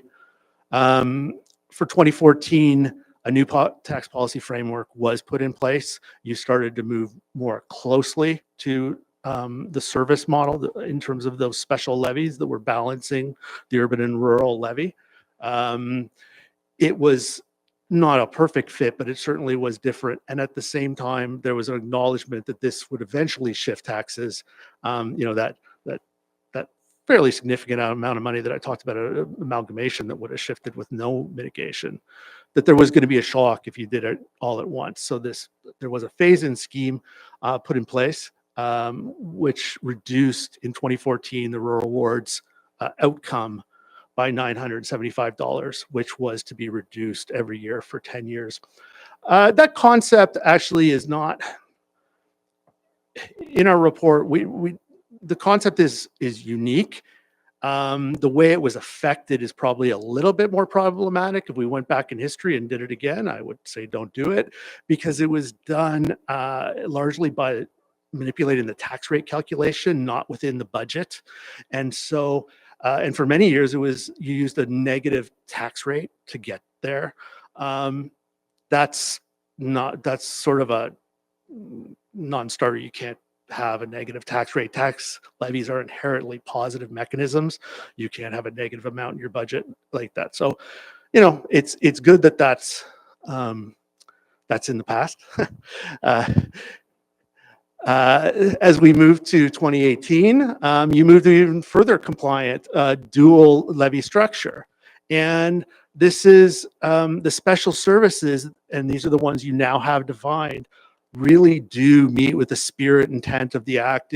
I won't go into all the details. It's a little more excruciating detail if you read the report about why I'm saying that. But you have special services that are very clear, they're transparent, they are being delivered differently or uniquely along geographic lines. So we have the urban policing and the rural policing, then we have the transit and the Christmas tree pickup. And I know the Christmas tree pickup is fairly nominal, but again, it is a very good special service. It's well defined. You can identify the costs, like it works well. The last steps to get into full compliance were a little, the negative rate again. It's in the past. So those are the sort of the 5 areas. You went through these changes, this evolution. What has it done? Again, when we want to understand whether they're current choices or future choices or past choices, we can measure them. We can say exactly what choice had what effect on what taxpayer. And so when we look at those policies, and I want to be clear that when I say this is how much money it moved, I'm not saying that is inappropriate or whatever. It's just fact. How much did those policies, how much money did they move? Well, again, in 2000 at amalgamation of 2001, it moved approximately $1.223 million from the rural ward to the urban ward. That was the effect of the special urban levy that year. Now, keep in mind that was returning it sort of to approximately the pre-amalgamation level. But when we say, what if you didn't do that? Then we know how much the distribution would have been. Hence, we can measure the impact of that council's policy decision. When we look at those policy decisions over time, and what I'm talking about is your different eras of special service or special rates, differential tax rates for urban and rural. What we see here, we have the rural and urban defaults. Those lines represent the share, so the percentage of tax that would have been carried by each of those wards had the municipality done nothing. So in other words, just a general rate, not made any special arrangements. That would have started out for the rural at about 29.2, and right now it would actually be a little lower because the urban has grown faster. What it actually was at 14, as we know, in amalgamation. That was approximately the goal, and now it's at about 22.6. So there has been an offset. The urban has consistently carried a larger share of intentionally a larger share of the burden than its weighted CVA or its assessment share would dictate. The background lines there are the amount of money that had been transferred between those wards through your municipal policies on a year-over-year basis. And it does add up. What this graph shows us, and standing here today, I regret using red and orange because they're hard to differentiate, at least for me. So the blue line is what the urban would have paid with no intervention. The little red line in between, or the little red bar in between, is the amount that the urban has paid annually each year, or carried on that rebalance. And the orange is what the rural has carried. So if you had no rebalance, that little red block would be the rural tax, not the urban tax, but it's been moved. And cumulatively, it's a long time, so don't be too shocked, but cumulatively it's $40 million has been moved from the rural to the urban wards over with those policies over time. If we want to take it down to some more sort of digestible numbers, we have pulled some different types of properties. This is just simply a $100,000, fixed $100,000 of residential assessment over time. The green line shows where the taxes would be on that if anywhere in the municipality, if no policies, realignment policies had been used. The blue line shows where urban has actually been, and the orange is where rural has actually been. So, there's one thing we see in this graph is there's a significant benefit with a less significant cost to be funding some of those urban services through the urban area. This is a municipal-wide median property, so the median property values here we're just taking into account. It's really the same thing, but we're taking into account how values have fluctuated over time, and that's a municipal-wide median. When we look at how the median, if we look at them separately, and this is a urban median and a rural median, which are two different properties, what we see is that the rural actual has benefited, but if we went with the rural default, they would actually be paying more, and that's because the rural median property, it is a little higher valued than the median urban property. There is a differential there in terms of property value. So, but it also means in reality that, rural residents have paid less on more expensive homes, and urban residents have paid more on less expensive homes over time. And the purpose of this modeling, again, is not to question in those decisions or question whether you should have special service levy. It's just important to know what those decisions do, how much money they move, and who's paying and who's benefiting. It doesn't mean that that's not what you want. It's not that it's not a good outcome, but it's good to have your eyes open when you make these decisions. So those aren't, that information in graphs is not supposed to be in any way judging. You take my judgment on the historic structure, but the numbers are what they came out as. In terms of framing future discussions, and again, there's more of this in the report. We want to be really careful, or I urge you to be very careful when engaging in discussions about spending on geographic lines. That is a very difficult thing. You got to proceed with caution and make sure, number one, you're talking about outcomes you can achieve. So there's no point in saying, gee, let's talk about how much the urban household and the rural household, let's make sure they pay the same. How do we get there? There's no point having that conversation because you can't get there. The other thing is though that, so many of the responsibilities Ontario municipalities in particular compared to many other provinces and states, we pay for a ton of stuff that provinces and states elsewhere pay for. So it's not necessarily a direct, visible benefits. You want to be careful there. So these inquiries, they really need to acknowledge that municipal budget, a lot of your most expensive things can't be distributed geographically, that they just don't lend themselves to that. They're delivered on collective benefits. An inquiry should be grounded that we do have a system for distributing this, and we saw that in those graphs, that time series, that we already have a way of distributing the burden even on those default ways.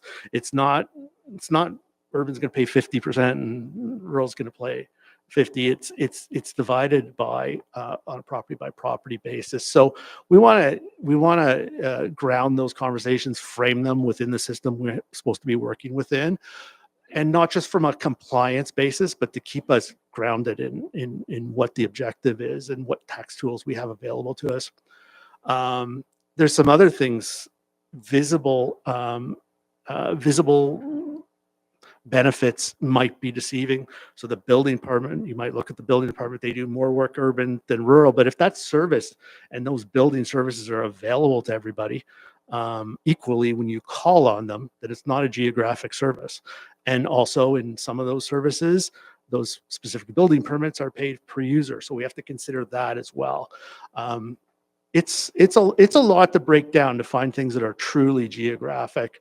And then there's also trade-offs. There's also urban service. There's things that aren't necessarily a service bias. They're differential because of the nature of the rural community and the urban community. Municipality does different things in different places, and there's a cross subsidy. Taxes are redistributive. So you want to keep that in mind.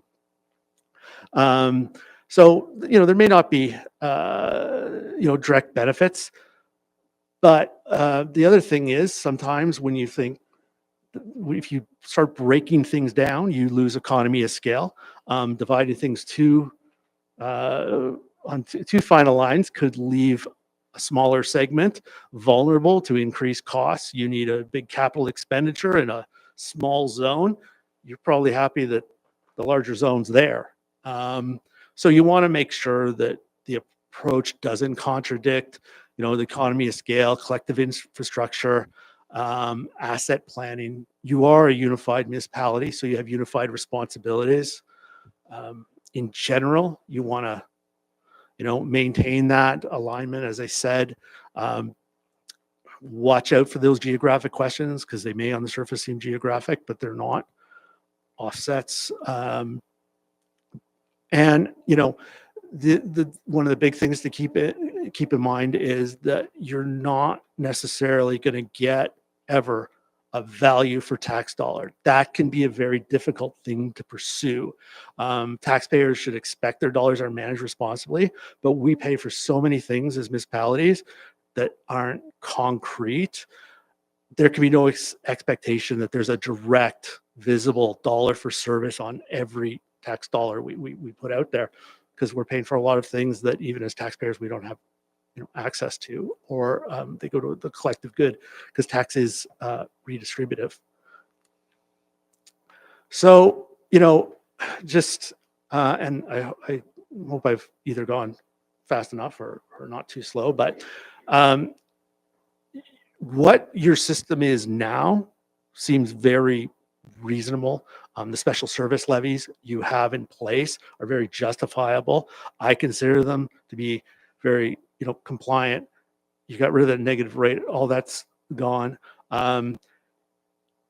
it looks like a good tax system that fits with a unified municipality that has some diversity in its landscape. You're not, just a city. You got a rural and urban place. So it makes sense. I had a couple technical comments in there. I'm not sure that these may even be more for staff. I know that you apply those we can only do what the municipal act tells us we can do. It's not like the criminal code where if it's not in there, you can do it.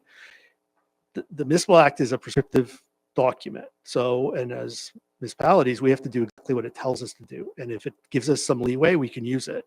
You're using the leeway it gives you to alter your rural urban balance today in an appropriate way. And if it works for your community, great. Before you were not. So my big thing is don't go back to those techniques or those targets. I don't know if that's this kind of summary you were looking for. Just one quick follow-up. What does it mean to be non-compliant with legislation in terms of a taxation approach in a municipality? I believe it undermines your credibility as a municipality. It certainly puts your revenues at risk were you to be challenged on those tax policies. There have been some we don't have any property tax police in Ontario. The property tax police are the courts. If I decide that you've treated me unfairly, I could challenge a bylaw, judicial review, something like that. In some cases, we have seen some municipalities in the past few years try to do something kind of crazy, like go to a flat tax, and the provinces stepped in and said, no, you can't do that. In terms of what it means you're not doing it right. And I think most municipalities want to do things right and take their responsibility seriously. So they follow the act. Thank you very much. Further questions, comments? I see Councillor Less and then the Deputy Mayor. Two thoughts. The first thought is theoretical. We were contemplating a ward review, our boundary review. And unless we have one stable taxation system, we could really compound. I mean, we've got 2 wards now. What happens if we had 6? And what does that do to the OPP special pricing and the town police pricing and Christmas tree pickup now maybe is spread all over. I mean, it becomes a real nightmare. So unless we are really grounded in one taxation, we could be in for a lot of work and trouble. You start to, through you, Mayor, you start to get into some micromanagement of the tax, which is not the intent. The other thing you can do, that's the point you bring up, you could be holding back from development or servicing lands because if you move them into here, then you're going to make them part of this urban ward. The taxes are going to go up. It starts to get a little, again, you start manipulating things. So you want to be careful with how fine-grained you get for sure. Yeah. And can I have a follow-up? On slide 13, where it all began, how did you come up with the $1.1 million calculation of underfunding by the rural area?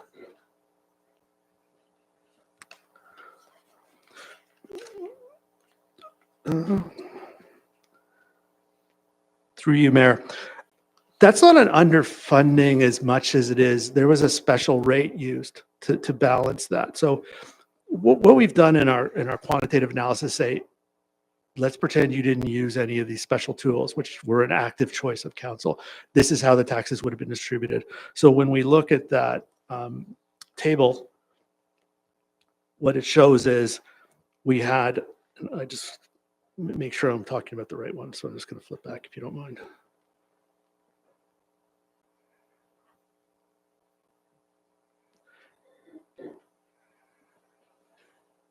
And actually, this is the same data. If you had gone to a straight amalgamation with no mitigation tools, nothing at all, you just jumped in and operated as Municipality of Port Hope, all in one, no wards, tax circumstances at all, what we would have seen, that would have been the distribution of the tax in 2001, which really represented a huge, would have been a huge increase for the rural ward.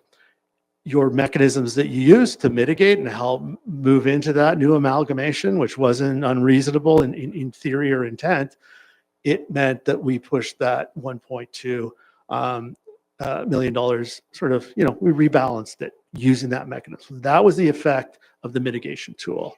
And the last thing is, do you feel that the rural residents have been unfairly burdened in our taxation system? Through you, Mayor, fair is a very subjective term. I think that they have had a lot of mitigation and been protected by these. I think these treat the rural taxpayers well. It certainly offsets what would be going on if these things, the mitigation tools weren't in place. But it's not for me to say whether that's fair. Thank you. Thank you. Deputy Mayor. Thank you. So Councillor Les just kind of asked sort of my question as well. So just to maybe ask it in a little bit different way. So you did say that where we are now makes sense and that we shouldn't go back to those negative periods of negative tax rates. So I guess what I would ask, so just to give some context, so I have been representing the rural ward now this is my second term, so I hear a lot of personal stories on a regular basis of their tax bills and very specific examples. So if you were to review, then maybe you can't just answer me specifically, but that's kind of what I'm looking for. If you were to review a property tax bill from the rural area or a group of bills, and you were to review them through that negative tax rate period from start to end, would you feel confident that the tax bill, where it is now after going through that period, again, you said you can't justify fair, but would you feel that that's fair and that what I hear from the residents is justified, that they are feeling that burden? Is that a fair comment? Through you, Mayor. Property taxes in Ontario have gone up a lot, and they've gone up for different reasons. One of the reasons they've gone up the rural ward is because of some shifts in values, and especially with farmland over the last 2 reassessment cycles, that land went up because as the subdivisions pushed out the farmland in Durham. So there's some value issues. It's not all about tax policy around this in this room. I do believe in our underlying system, which is that by default, if you have similar properties and one is valued more, it pays more tax. What I don't believe is a useful or even valid discussion of fairness is household by household payments, things like that. That's while intuitively or in our gut, our tax system doesn't recognize those things. We don't have a uniform or a flat tax system. So in most municipalities, there are areas where people pay more tax and there are areas where people pay less. And I do see that as fair. In Port Hope, that's greatly offset by this council's decisions over time. That's actually protecting the rural taxpayers from what they would be paying if this council wasn't making these active decisions about the way you treat your special urban services. Now that thank you for that answer.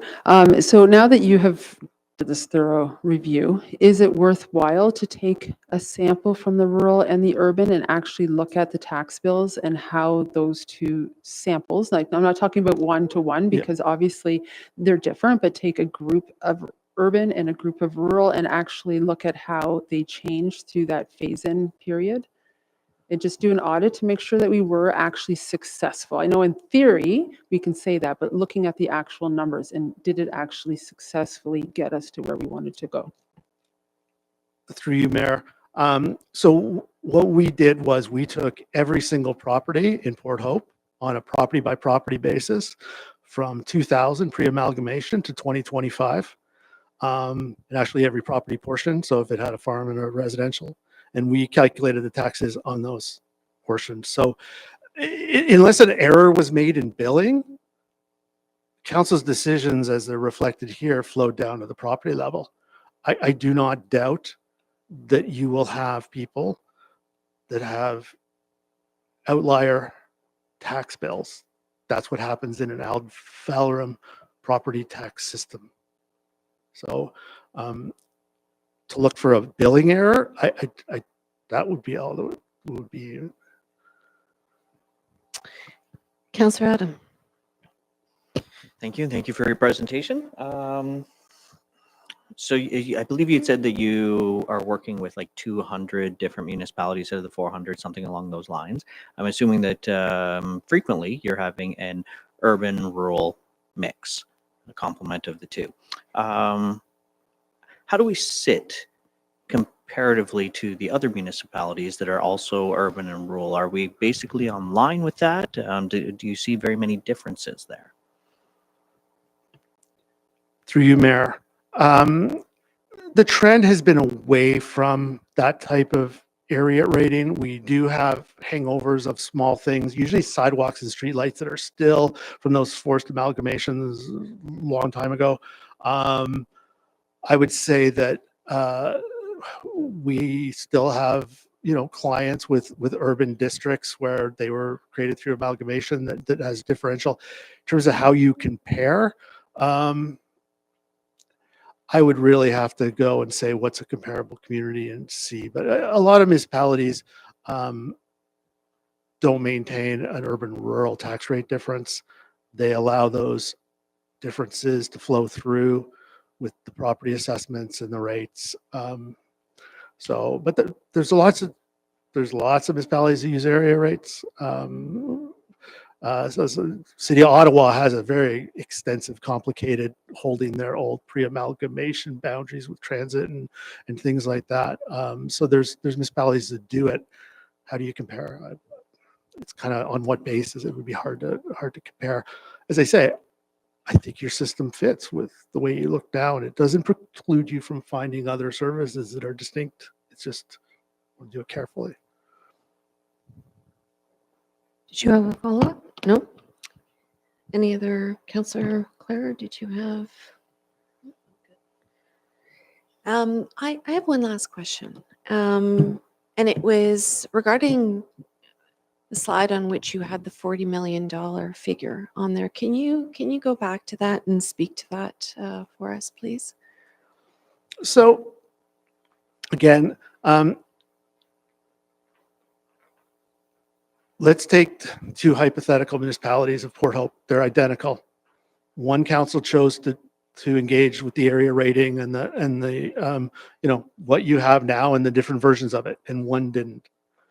Well, the blue line is basically the financial impact of those decisions to do area-based taxation, and it has actively moved $40 million in local municipal taxes from rural taxpayers to urban taxpayers over these 25 tax cycles. So in other words, urban taxpayers have paid $40 million more and rural taxpayers have paid $40 million less than if you had a unified single rate property tax system. So just the general rate, no geographically based rates at all. So that is, and this is important because you have to look at both sides. I'm not saying it's wrong. I'm not saying anybody like the end wasn't justified, but there was a realignment of funds. Thank you for that explanation. Okay, any last comments, thoughts on this? Thank you very much for the presentation. The recommended motion is to receive it for information. Can I ask for mover and seconder? Oh, yes, Councillor Todd. Thank you very much. I would like to put forward an amendment to what's recommended. Are you agreeable to that? Absolutely. Thank you. And the reason for this is I think there's a couple of things that we can be doing with this other than receive it for information, one of which is to direct the staff to update the common law and special services tax allocation bylaw. It's an administrative update that can be drawn out of this. And the second one is to recognize that resolution 46/2025 has now been satisfied. So if I may, do you have the one to put up, or shall I just read it out? Thanks, Trishma. Anyways, what I would like to put forward is the original motion, which is that the municipality property tax policy report and presentation on the Port Hope urban rural balance of taxation by Peter Fries, VP policy and consulting services, municipal tax equity consultants, be received for information, and that staff be directed to prepare an administrative update to the common and special services tax allocation bylaw, and that no further action be required to satisfy resolution 46-2025. Thank you, Councillor Todd. And we'll just wait for the clerk to. Yeah, I think that would be helpful to have it up. So we'll just give the clerk a moment to put that up for us. So we have that up now in readable format. And would Director Baxter like to just flesh some of that out so that we all have a clear understanding of the intent behind your motion? Certainly. So obviously the first part is just recognizing that council has received the report and the presentation, which was aligned to resolution 46/2025. The second part is in reference to administrative updates. So for example, the bylaw currently still has reference to a 10-year phase-in. That phase-in, as you know, we've now concluded. That clause is not in alignment with the Municipal Act. As we knew then, we've heard again tonight.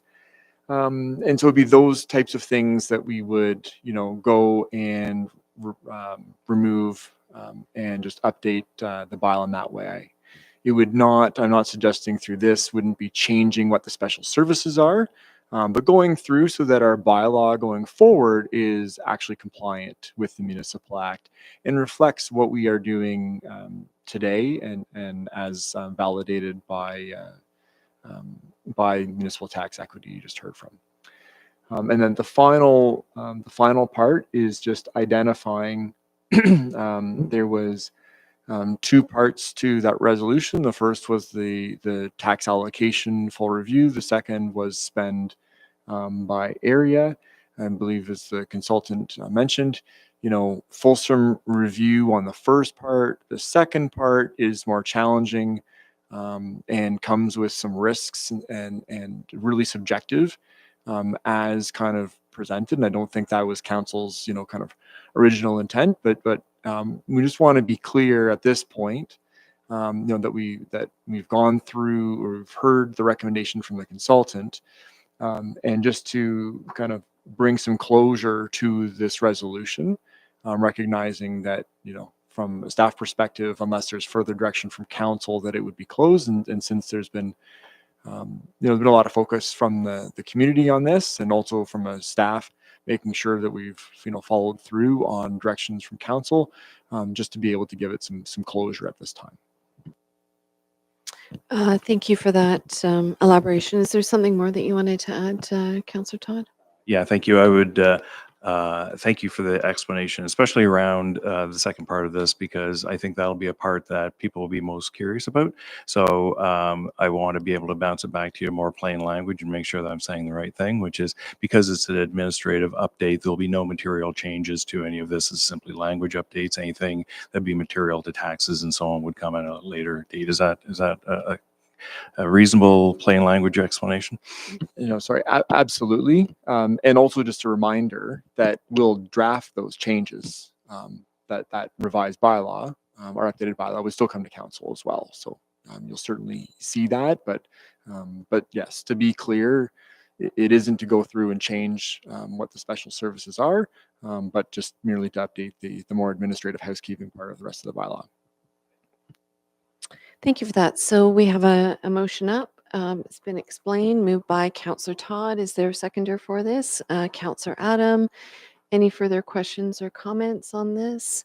Okay, then we will take a vote. All in favor? Thank you, and that is passed.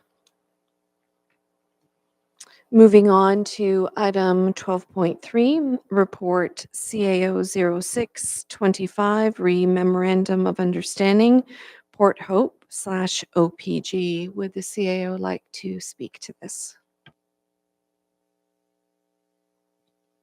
Thank you.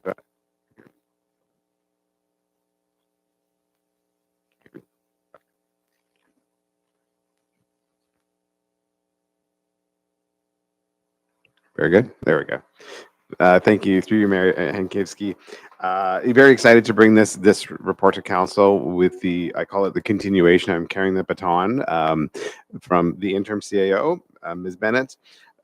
This is the next step in our relationship with OPG. It's strengthening that relationship as we move forward, exploring the opportunities for the Wesleyville site for new energy.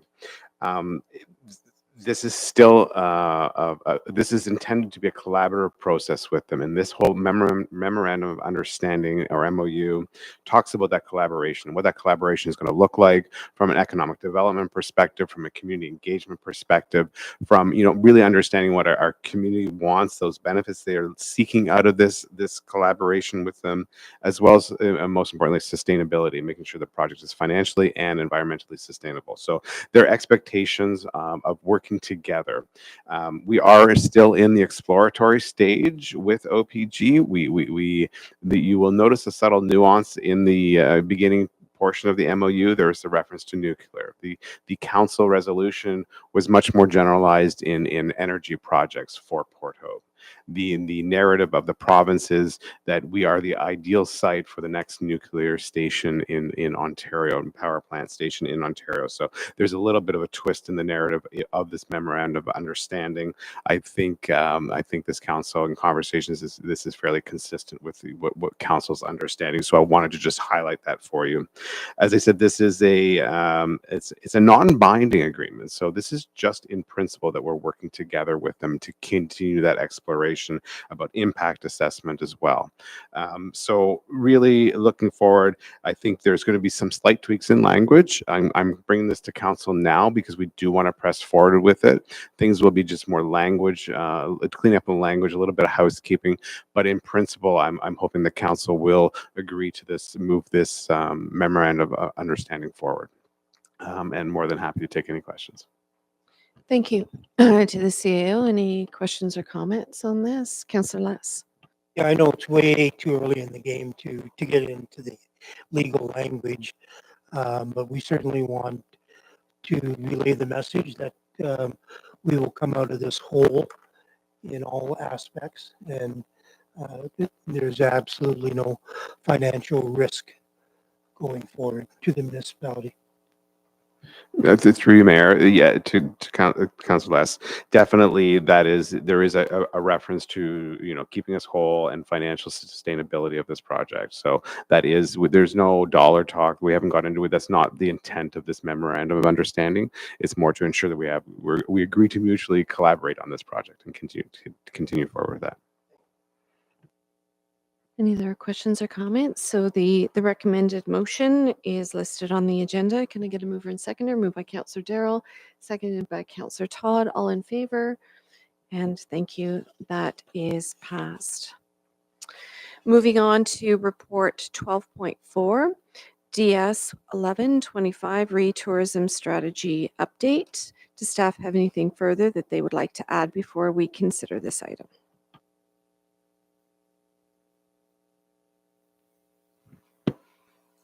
Thank you, Mayor. I'll just add a brief comment that staff have prepared this as a update to council and the public with respect to the work that has been completed to date with respect to our tourism strategy, and that will be continued to work on throughout the course of this summer. So the intent here is just to provide a status update that we are continuing this important work, particularly with respect to turnover that's been experienced in our department and with other levels of senior leadership. We now have the stability and ability to continue forward with this. Thank you for the report. I'm just going to kick off by asking then, given that we are already in tourism season and given what you've provided in terms of a context, what do you think is realistic for us to be able to achieve over the coming months in terms of tourism in Port Hope and some of the strategic initiatives that can be realized? Thank you, Mayor. What I will say is that in spite of the tourism strategy continuing to be developed, we are still actively engaging in destination marketing campaigns for the municipality. So tourism work and destination marketing particularly continues to be undertaken by the Economic Development Division. So with that said, we have campaigns planned throughout the year that include mixed media with respect to maintaining and continuing our social media presence. We're actually in the final stages of the procurement process for a new digital destination marketing contract, but we do still have our existing contractor in place to continue this digital work as we procure. Additionally, we're present in specific print campaigns as well as radio and television.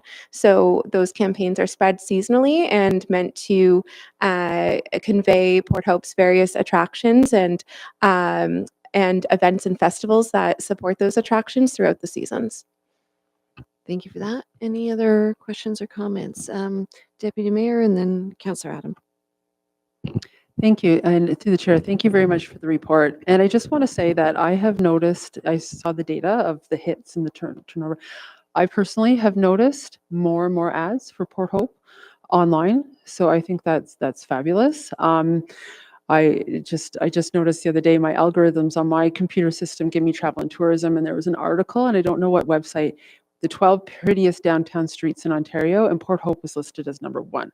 So I don't know if that's efforts of all this new sort of presence online, so that's fabulous. But I also want just to acknowledge that it's great that we have the turnover, but for Port Hope to be a destination, it takes years to get that turnover for people to decide to come and then keep coming. So I do appreciate that it will take some time to have those people come and repeat. One question, are we targeting actual physical locations such as in subway, when you're sitting on your subway car, or is it mostly just online ads? Thank you for your question, Deputy Mayor Mank, and through the mayor. We do have one billboard advertisement currently in the works that would be focusing on GTA traffic. So that is part of our planning to undertake that type of signage advertising as well.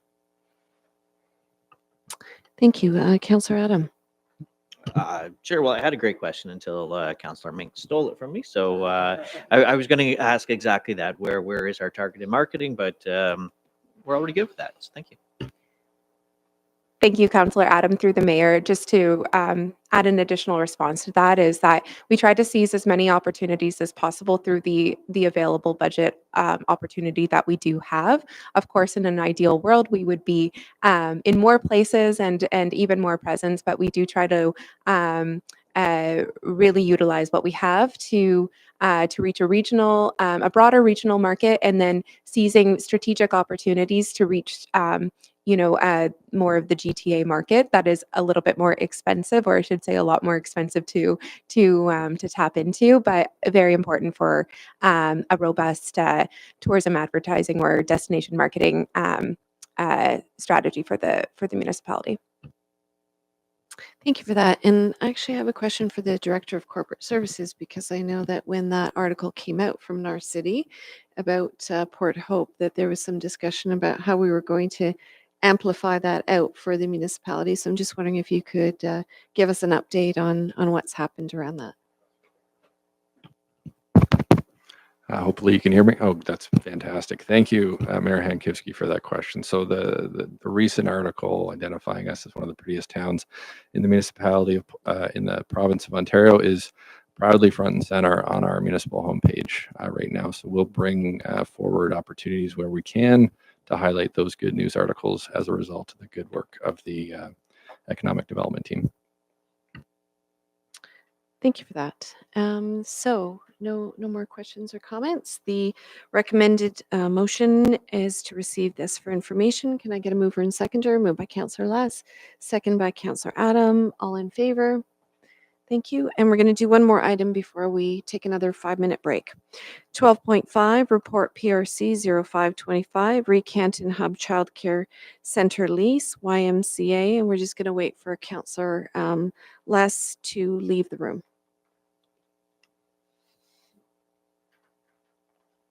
And just to remind everybody, Councillor Les did declare a conflict of interest on this particular item.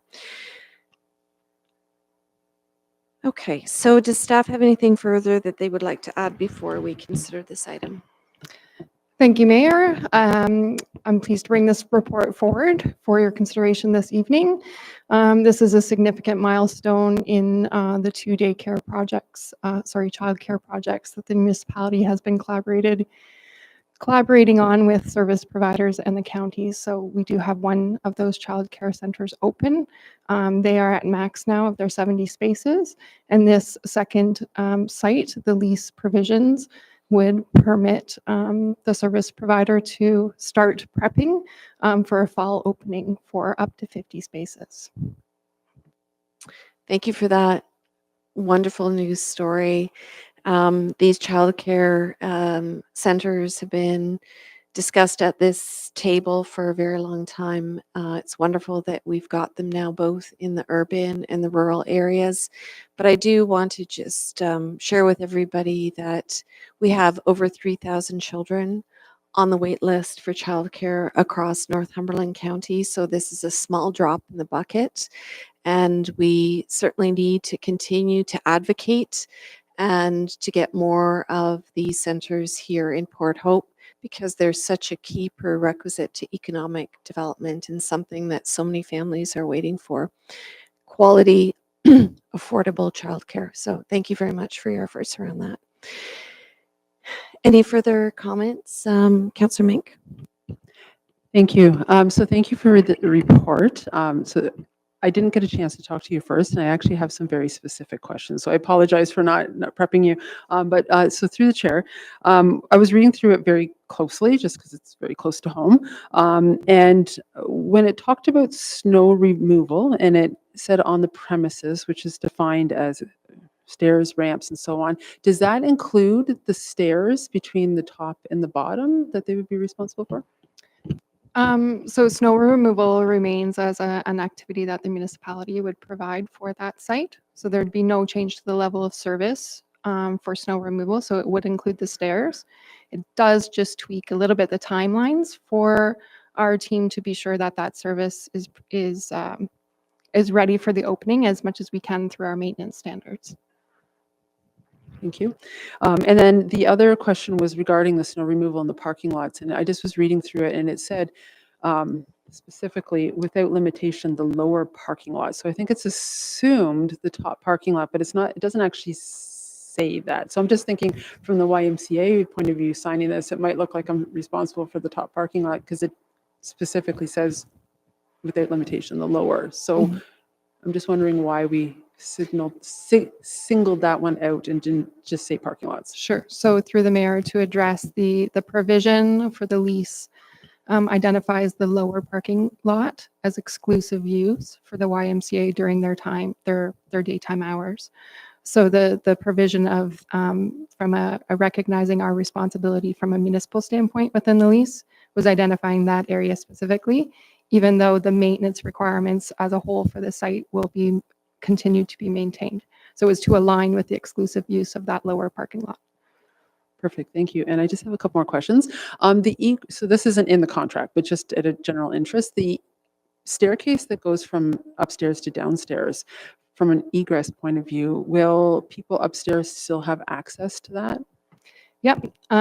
So the staircase is identified as secondary egress to maintain the space allocations for the leased area upstairs for the library and the community space. So the stairwell will remain as secondary exit. There is a emergency fire rated wall in the lower level now. So if you come down the stairs as your secondary exit, you can still exit out the north for exit. And then there's a restricted access into the daycare location with a new door at the lower level. Thank you. And two questions, but I'll bundle into one. You did say there was no need to communicate this to the public. However, I hear quite a bit of feedback from people who think that this is municipally funded and municipally run, and there's people who actually think that's positive, and there's people who actually think that's a negative thing, and that's not the case at all. So there is that misunderstanding in the community of people who think that this is a municipal project. And then I'll just bundle in the second question. Well, and how could we potentially address that, or do we just leave it for them to figure out? And then to the second question, I also hear, not from staff here or county staff or the YMCA, but I hear a lot of conversation about what it looks like inside. And I'm like, how do you know that when I don't know that? So is there going to be an opportunity for staff and council to tour the facility? Thank you. Excuse me for both of those questions.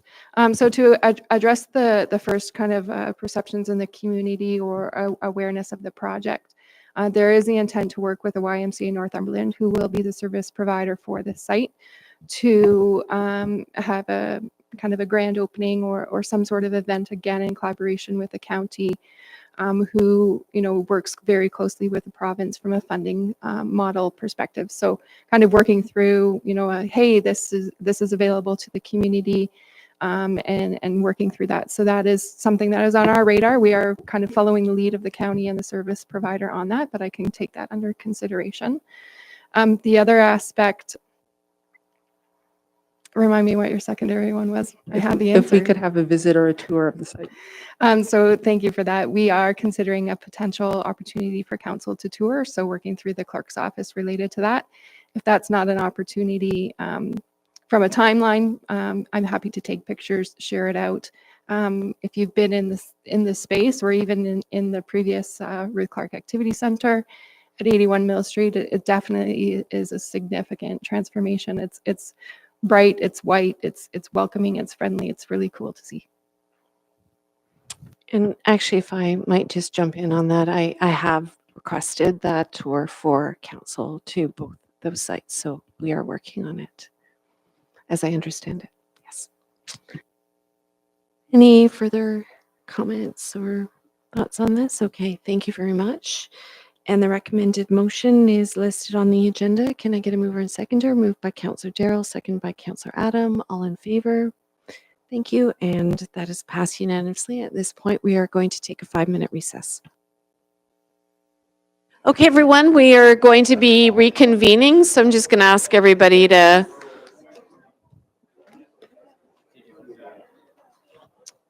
have a seat. Councillor Les.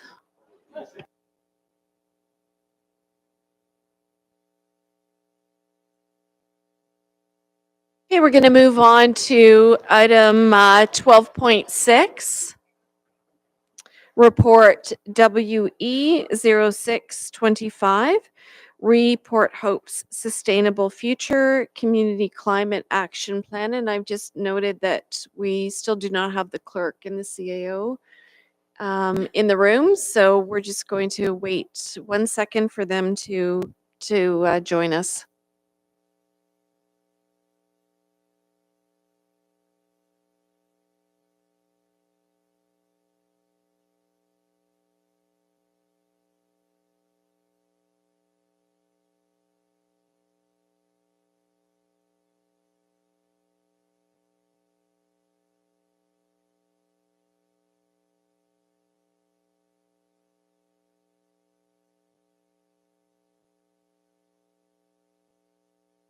Okay, we've got everybody back in the room. So as I mentioned, report WE 0625, Report Hope Sustainable Future Community Climate Action Plan. Does staff have anything further that they would like to add before we consider this item?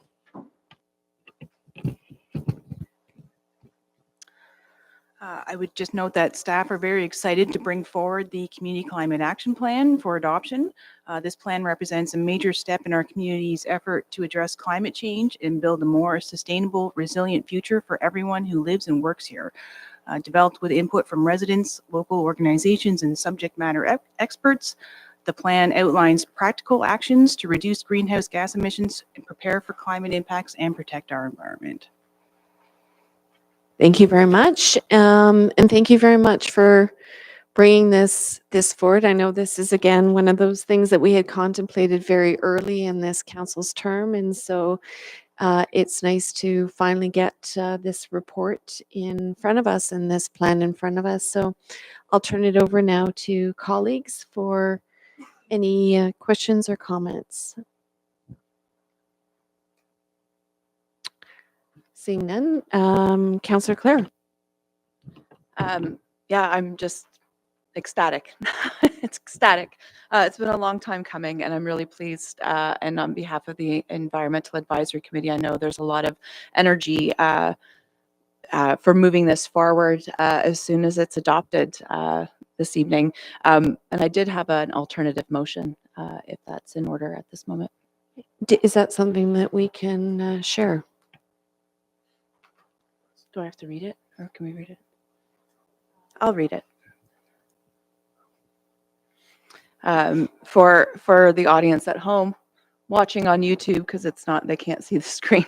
So the alternative motion I'd like to propose is, whereas the draft plan titled Port Hope Sustainable Future Community Climate Action Plan has completed the 30-day review period as per Resolution 75-2025, and all comments received have been considered.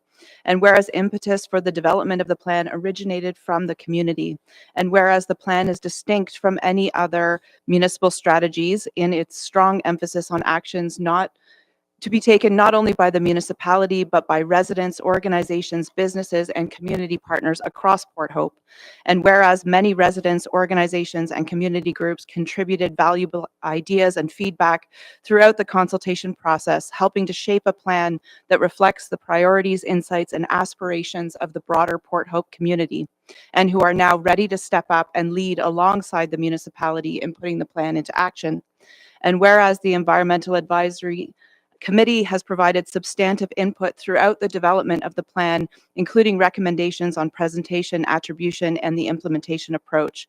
Now, therefore, be it resolved that Council adopt Port Hope's Sustainable Future Community Climate Action Plan in principle attached hereto as Appendix 1.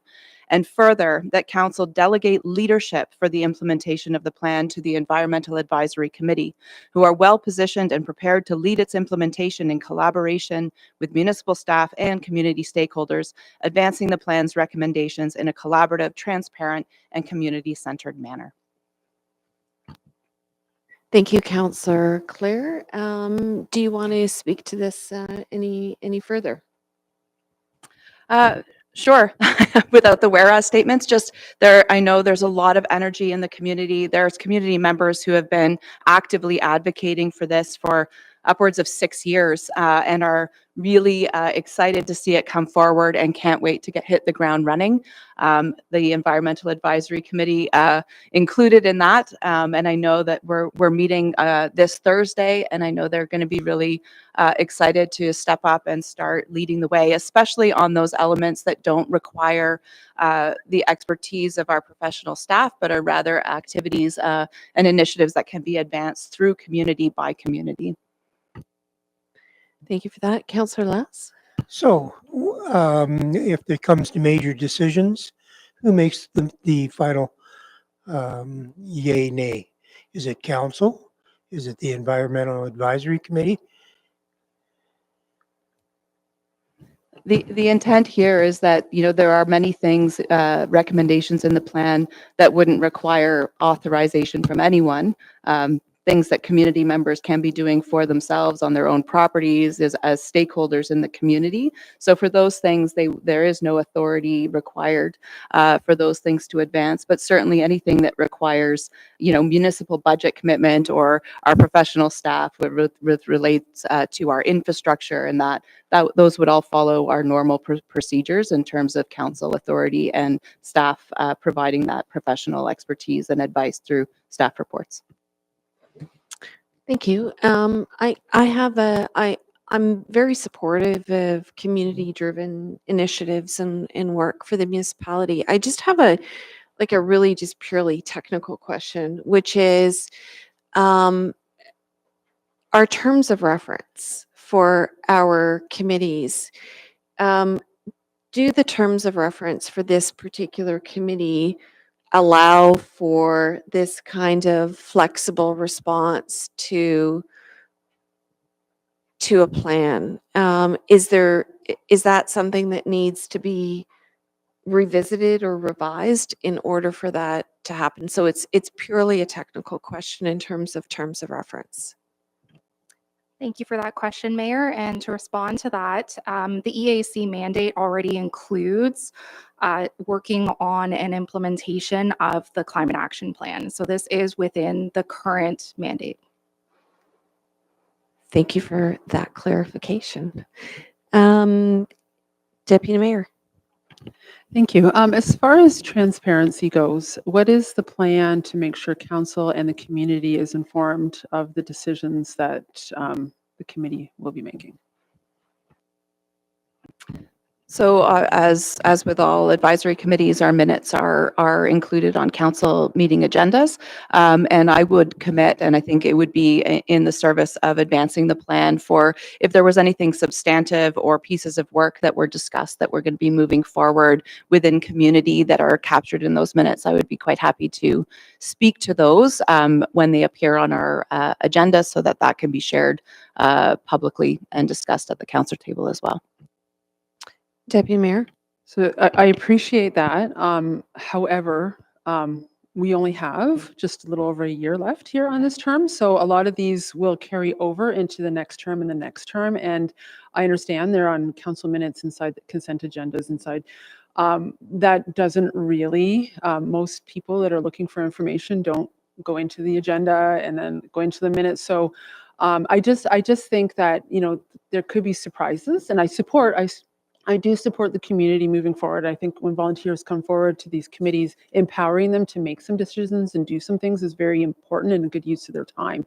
But for the sake of transparency, there's no surprises and conflict, I think we need a better strategy to communicate that.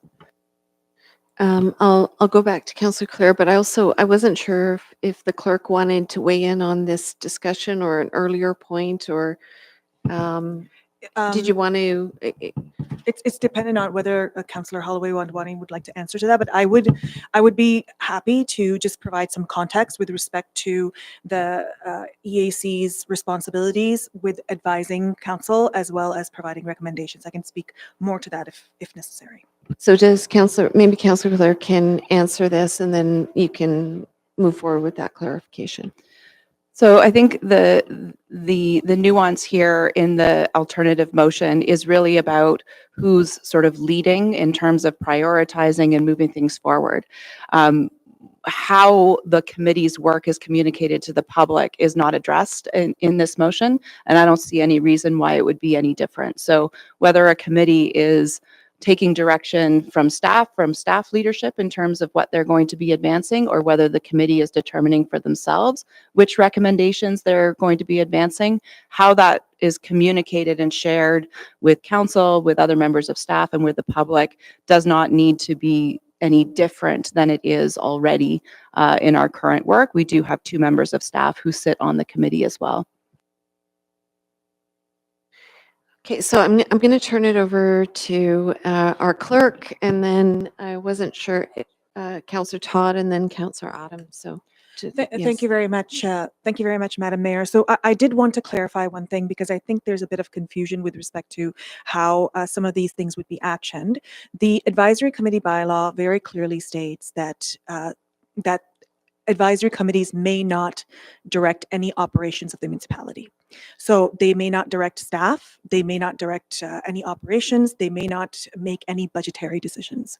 All of that has to be a council decision. So what we would envision happening in this particular case is that if there was any sort of decision that had to be made which had any of those implications, that would come through as a recommendation of the committee to council. So council would ultimately be the one that would be making those decisions. Councillor Todd.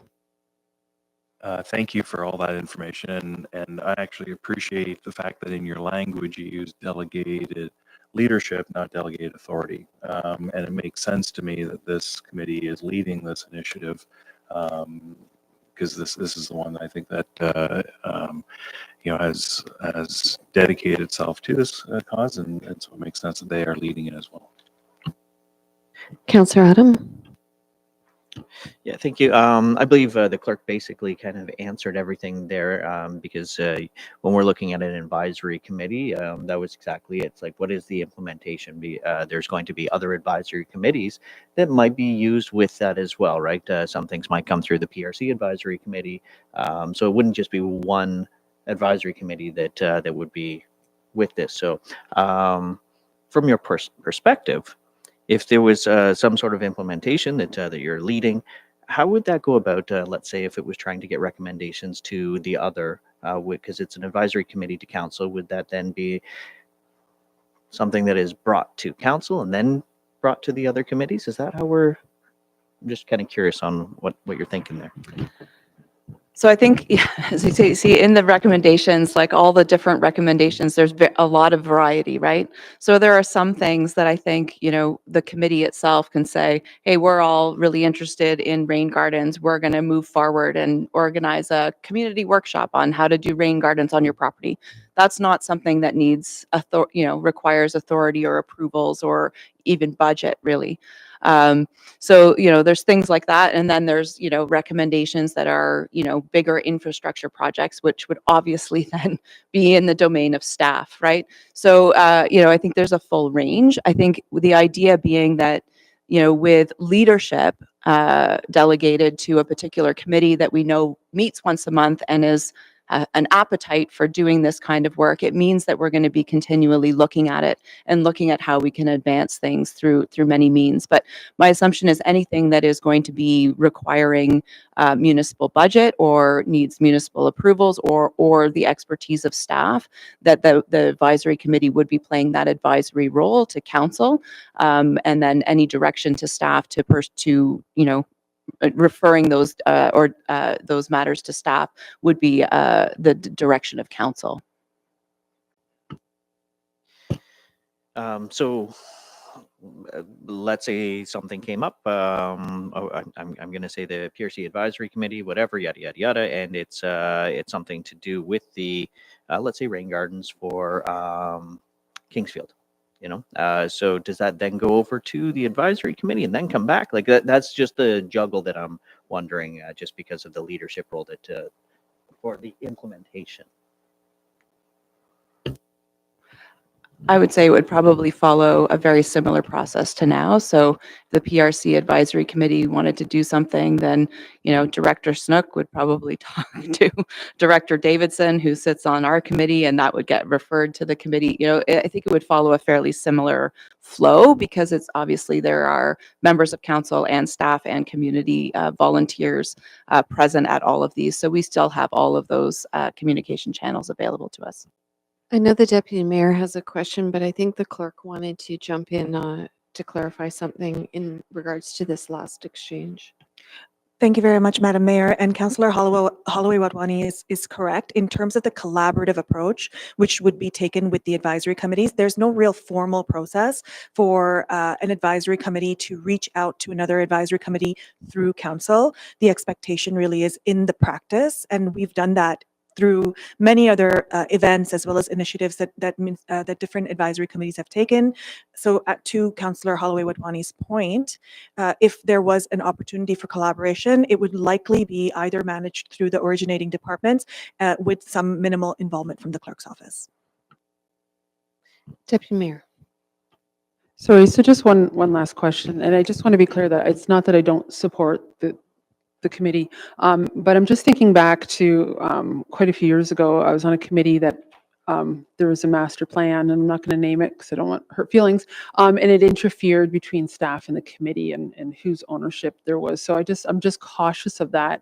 But I'm just wondering, how is this different than any other committee? Like, we're having the committee review coming forward, so wouldn't it be a better place to say in the committee bylaw or whatever we're going through to say that the committees have the authority to whatever your wording is, delegate leadership for the implementation of master plans within the committee framework, rather than have it specific to this one, so that it could apply to all committees? I'm going to get the CAOs just put up their hands. So Through you, Mayor Kubski, just a couple cautionary words, or just some food for thought. This is precedent setting to some degree.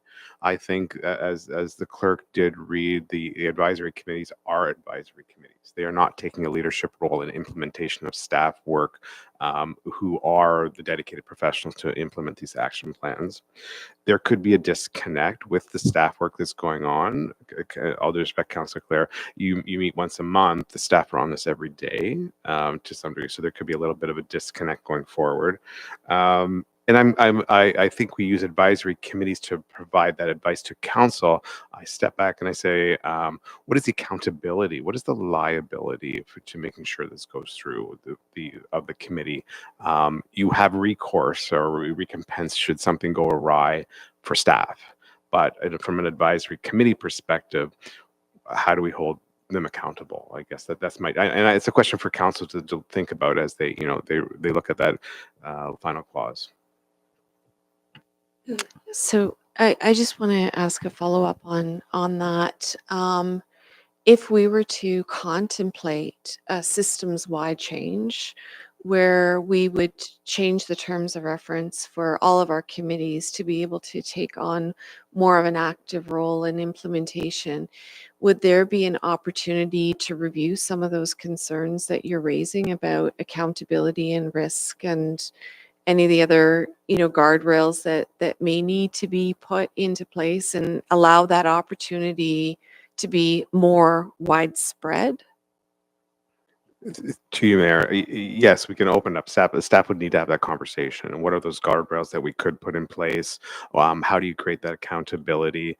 You could pass this motion, and this could be our pilot case as well, and carve it out. So I'm not saying no. I'm saying, please think about it, just the overall impact of it on precedent setting and other impacts. Just as far as the terms of reference to, just for clarity, under this environment, this committee, advisory committee, is undertake monitoring and make ongoing recommendations regarding the climate action plan. So it's not as broad as doing full-blown implementation. Councillor Clare. So just on that, so those are being revised. So we have had conversations in the committee about proposed language for the updated terms of reference as part of the committee bylaw review. And our updated language, which has been workshopped with the whole committee, including 2 members of staff, are more focused on the implementation of the plan. And I would like to say too, obviously, huge respect for our professional staff. We don't have a dedicated staff person to advance climate action. We have two very dedicated staff people who are doing this off the side of their desk, which is why it has taken over 3 years since the previous council called for the development of a plan for this plan to be coming forward to council. And in my view, when it comes to climate change, we can't wait. We can't be taking that long to take action. So I think, and the other thing I would like to just acknowledge is that, our community advisory committees are also full of highly qualified professionals who bring expertise and professional skills, education, and professional experience, which are not currently on staff in some cases, including an arborist and people who work in clean energy and things like that. So it's not that we're saying, we're just going to hand this over to anyone. These are also qualified people. And the third point is what makes this plan distinct, I think, and I think perfect for this kind of pilot for a new approach, is that this is not a municipal climate action plan. This is a community climate action plan. And there are just as many recommended actions to be taken by local organizations, businesses, and individual residents in here. And quite frankly, we don't control that as the municipality. Community doesn't need our permission to take these actions. The leadership from the committee would really be about collaborating, communicating, coordinating, and sort of providing that kind of overall leadership and mobilization around the majority of recommendations that aren't ever going to be enacted by the municipality, but rather taken up by a movement of community itself. Thank you, Councillor Clare. So I'm wondering if you would be open to just a friendly amendment to reflect a pilot nature of this kind of proposal, so that we have maybe some timelines around it, which then allow maybe some lessons learned for other more broader systems changes. It also may speak to the Deputy Mayor's point about the fact that we're in a particular time period for this council, and there could be then some lessons learned, gleaned for moving forward, and it still allows for that leadership role to happen for that committee. I think it would be good to put some timelines around this, just so that it would maybe coincide with some of the other changes that are. When are just to clarify, when are the changes going to be anticipated for the other committees and their terms of reference? So that is part of our work plan for 2025, but we have had some additional items added to our work plan this year. I am still hopeful that we'll bring that forward before the end of the year. I'm hoping by November. So arguably, maybe the pilot should be for 6 months, because then it would allow it to inform some of these other decisions that we make for other committees.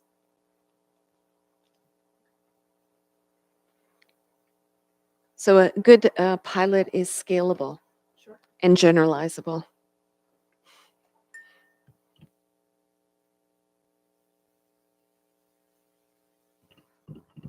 Yes, I'm okay with that.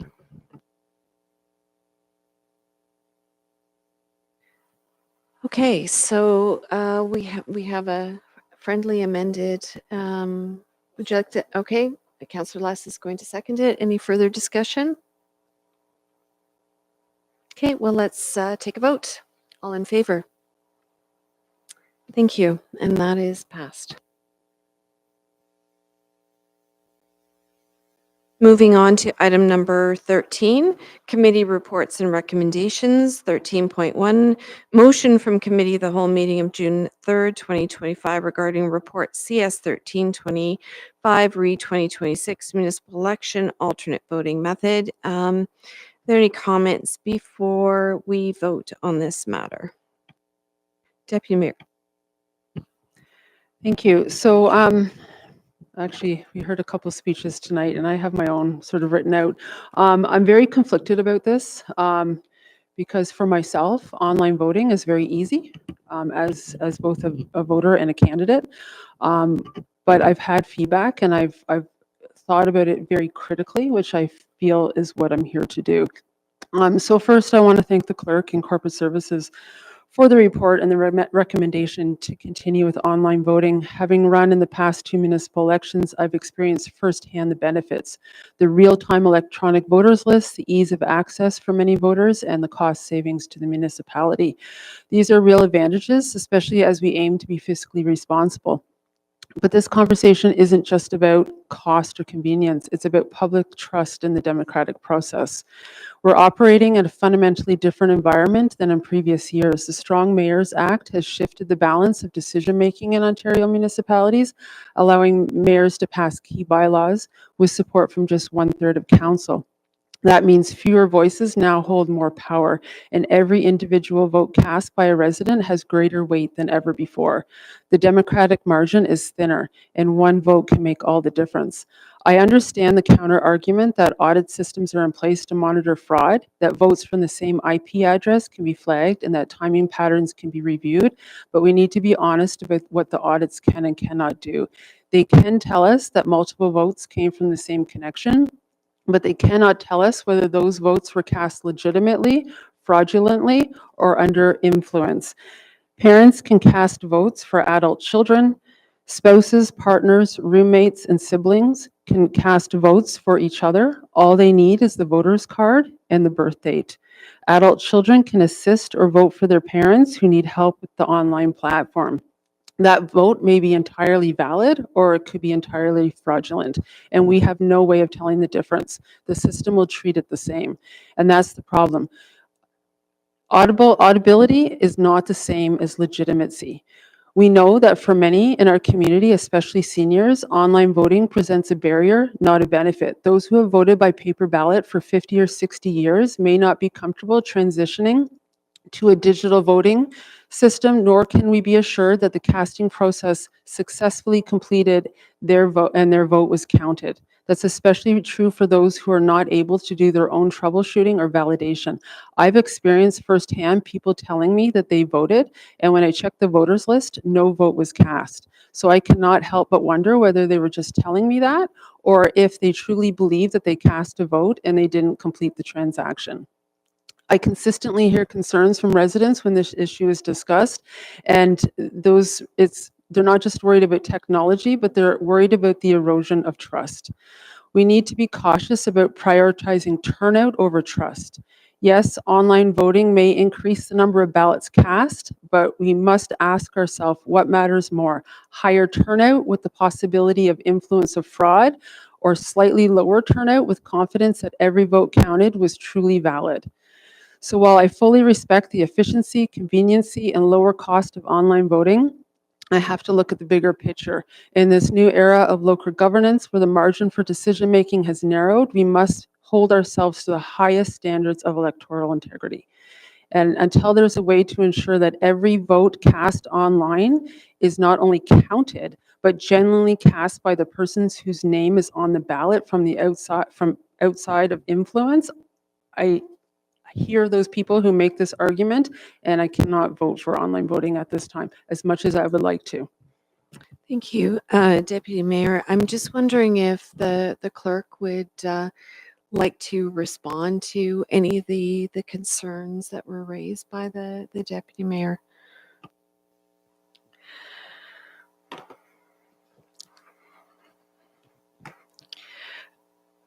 The report that has been presented to Council, CS 1325, addresses some of the concerns that were raised by the Deputy Mayor. The Deputy Mayor is entitled to vote the way that she feels that she wants to. I am happy to answer any specific questions with respect to the framework that's been established by the Municipal Elections Act, which allows alternative methods of voting, including internet and telephone voting, which has been in place in Ontario for over 2 decades. I'm happy to answer any of those questions. I'm happy to answer questions about any sort of security concerns. I mean, I can't provide details only because we have not selected a vendor, but what I can say is that based on my review and based on the evidence that has been available to myself as well as other clerks who have used this type of method of voting, that we are satisfied with the type with this method of voting, the alternate method of voting. And I also do want to highlight that for the last 23 years since this method of voting has been in place, there has not been one case of a controverted election due to internet or telephone voting. Not one case of a controverted election due to internet or telephone voting. I'm just wondering, for the clerk, can you explain in lay language what that means? So a controverted election is when an election is considered, is deemed, I guess, Yeah, it's challenged essentially, right? It's challenged because of the fact that there are some discrepancies either with the type of ballot that has been created or the way that the vote has been cast. So the challenge would be to the results of the vote itself, due to whatever the process has been. So I know that there have been, and this, the report has highlighted this, that there have been situations where there have been technical issues that have arisen due to, due to like a delay in terms of systems, or a delay in terms of like internet, internet like connections. However, none of those have actually resulted in the vote itself being impacted or the integrity of the vote being impacted.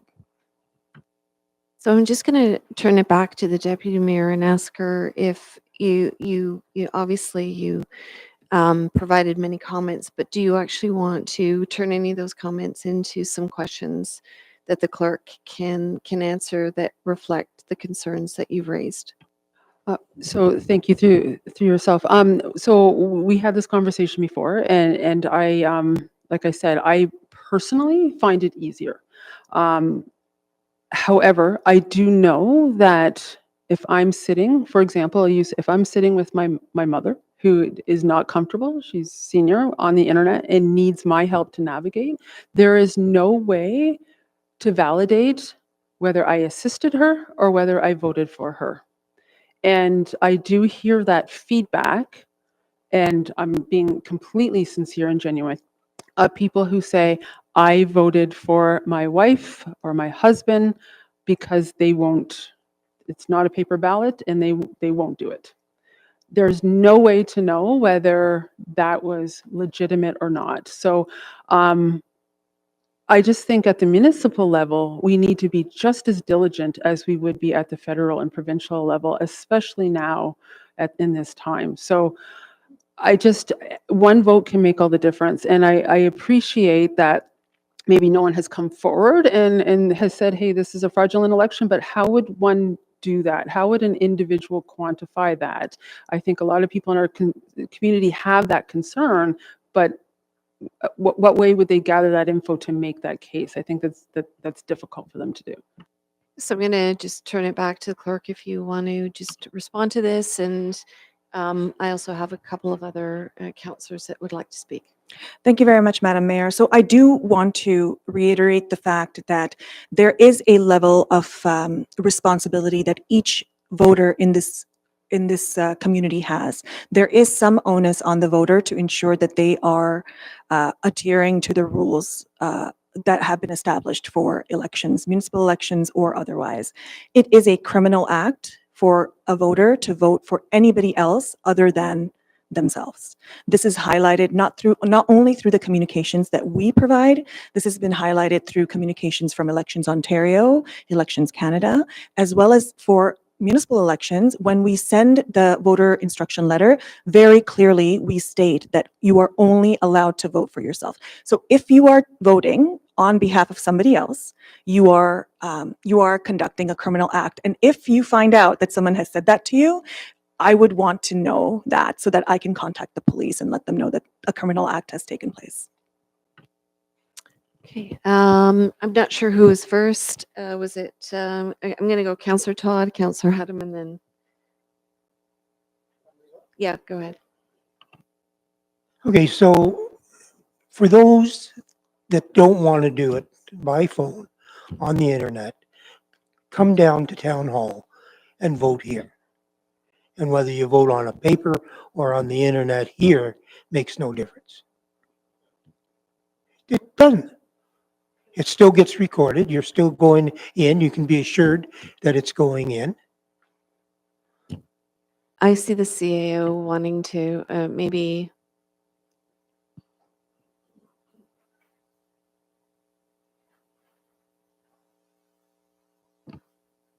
Okay, while the conversation is happening, okay.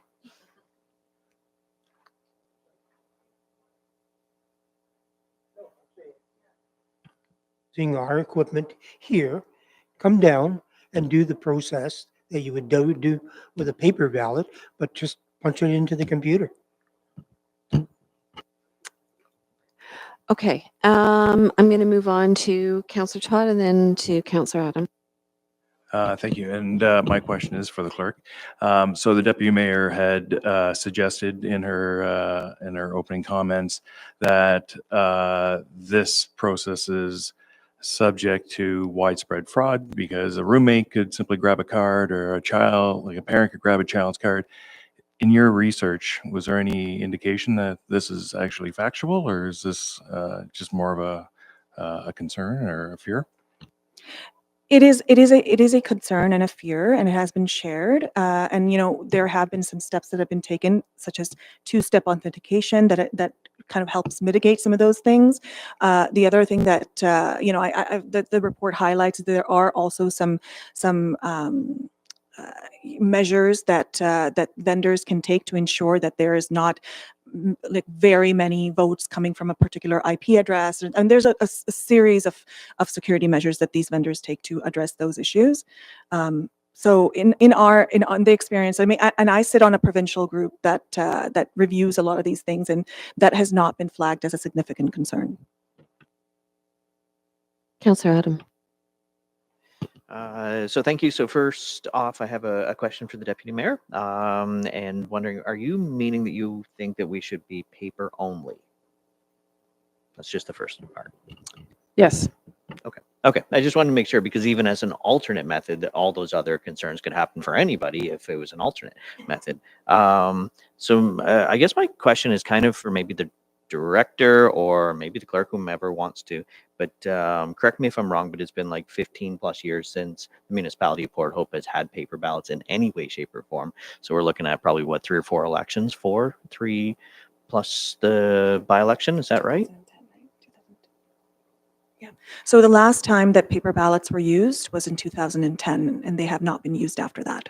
So that would be 2014, 2018, 2022. So the last 3 municipal elections, Plus as one well as by-election. yesterday. Yeah, by-election, Yeah, correct. okay. All have been purely internet and telephone voting. And we haven't really had too many issues that I know of.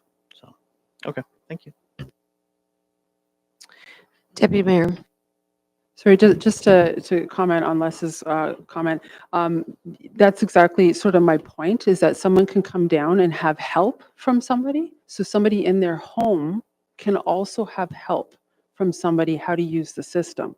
And we don't know whether they're getting help. So 2 IP addresses, the husband and wife can sit down and one can go and the other can help the other, or else that person can sit down and vote for both people at the same time. We have no way of knowing. And they can assist others just like our staff can assist, but we can't tell what's legitimate and what's fraudulent. Any other comments? Councillor Clare? Okay. Councillor Darrell.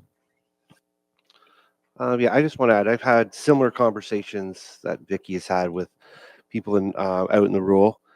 But that being said, I tallied them up. I've had 6 conversations about paper ballots.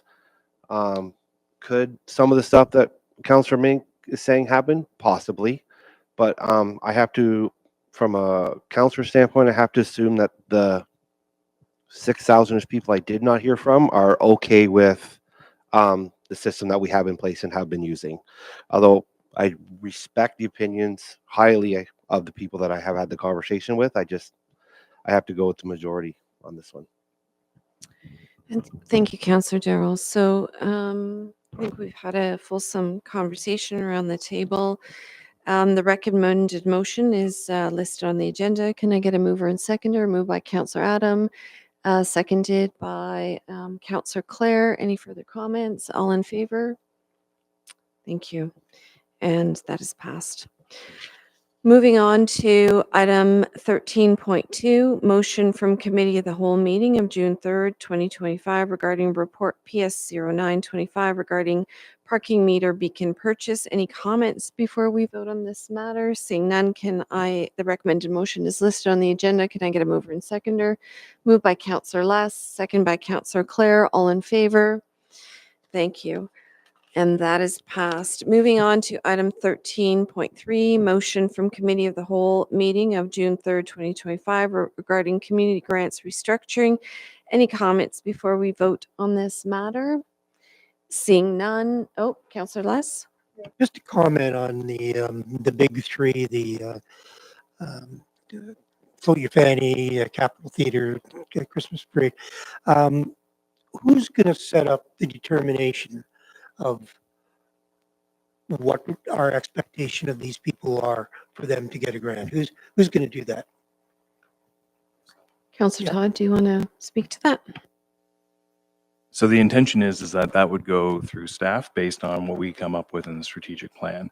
So they would interpret the strategic plan as we lay it out, and then go forward and say, these are the pieces that we think would ladder up to that. Okay, thank you.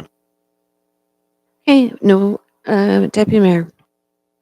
Thank you. So just a question that I had last time that I still don't really have an answer to is sort of the change management process, going from the one process to the new, and those grants that we're leaving out that doesn't fall into this.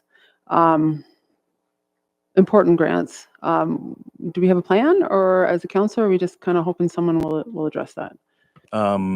Thank you for the question, and certainly there's an opportunity for you as a councillor to come forward with a motion to be able to fund those independently, or they could come forward as delegations, ask for funding, as we have had in the past, so people will come forward. So there are many mechanisms in which, but anything that you are most concerned with, my recommendation would be come forward with a motion to council for funding. Thank you. Any further comments? Okay, so the recommended motion is on the agenda. Can I get a mover and seconder? Moved by Councillor Todd and seconded by Councillor Less. All in favor? Thank you. And that is passed. Moving on to 13.4, motion from Committee of the Whole meeting of June 3rd, 2025 regarding opposition to Bill 5. Any comments before we vote on this matter? Okay, the recommended motion is listed on the agenda. Can I get a mover and seconder? Moved by Councillor Clare, seconded by the Deputy Mayor. Any further comments or thoughts? All in favor? And that is passed. Moving on to item number 14, notice of motions. There are none. Moving on to item 15, bylaws. Consent agenda. Bylaws are passed by consent agenda. Would anyone like to remove a bylaw for separate consideration and discussion? Seeing none, can I get a mover and seconder to pass the bylaws as listed on the agenda? Moved by Councillor Todd, seconded by Councillor Adam. All in favor? Thank you, and that is passed. And we're going to take just a short 2-minute break, and we're going to ask staff to leave, and just it's been a long night, so I respect your time. Give staff 2 minutes to leave the council chambers, and then we will proceed to the last portion of the question period. I do want to say for the youth in the room that this is a fairly long meeting this evening. I don't want this to scare you off. We did have a very heavy agenda today, so don't think that this is the way it normally goes. We do have long meetings, but I would say tonight is quite long.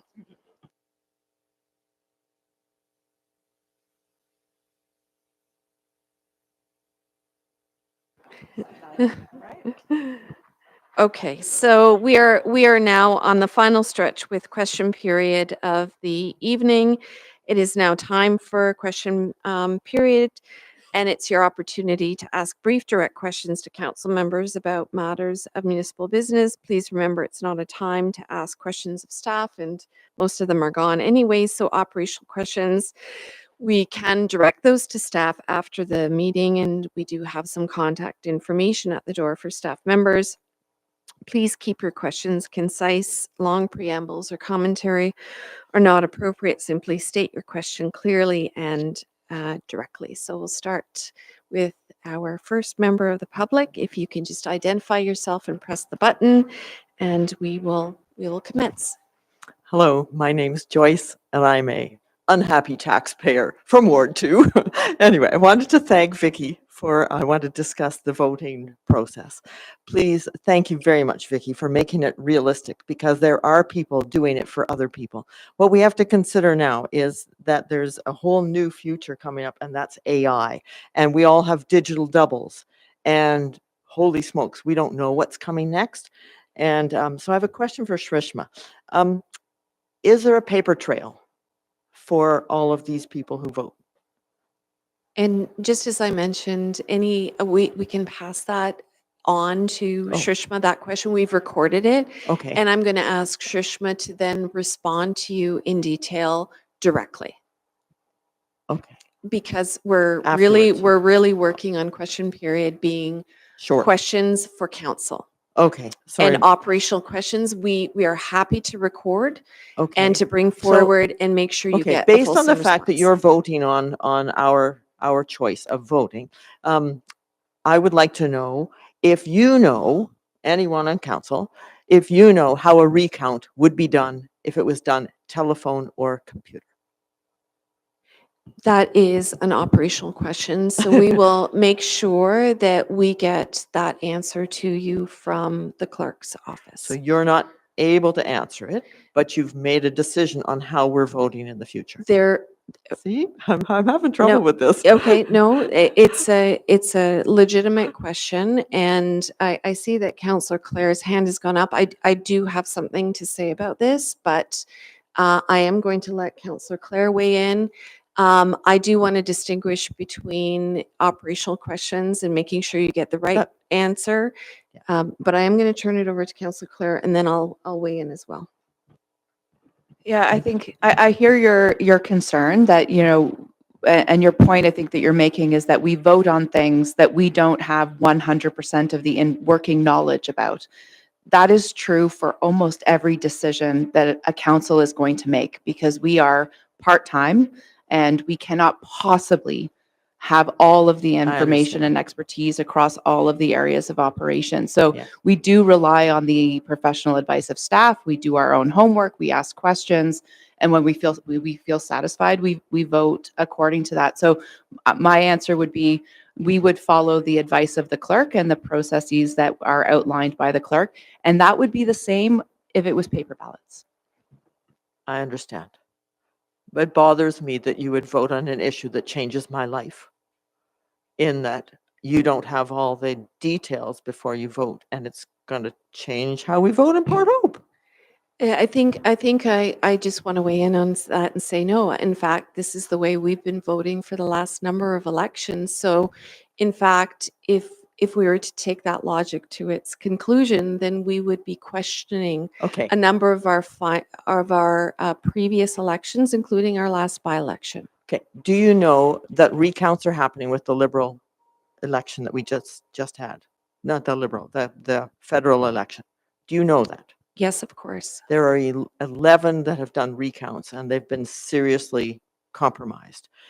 If that's possible, then we should not be having a voting system that invites fraud in any way, shape, or form. And I guess that's a comment and not a question. I'm very disappointed. Duly noted, and we will make sure that some of the other questions that you've brought forward to us, and we appreciate those, will come to you in a fulsome I just want to response. make a couple of other points. In Alberta, they have no electronic ballots at all. The whole province has demanded paper ballots only. And also, I was signed up to be a scrutineer for the last election, for the federal election, and I was not allowed to do my job as a scrutineer. So that's also significant. So there's other things that are at play here that are really important, that if we go away from the old-fashioned trackable norm, we end up with a whole new set of problems. And now we have to address AI. Okay, and All right. that's duly noted. Thank you Thank very you. much. Okay, thanks so much. Any further questions from the audience this evening?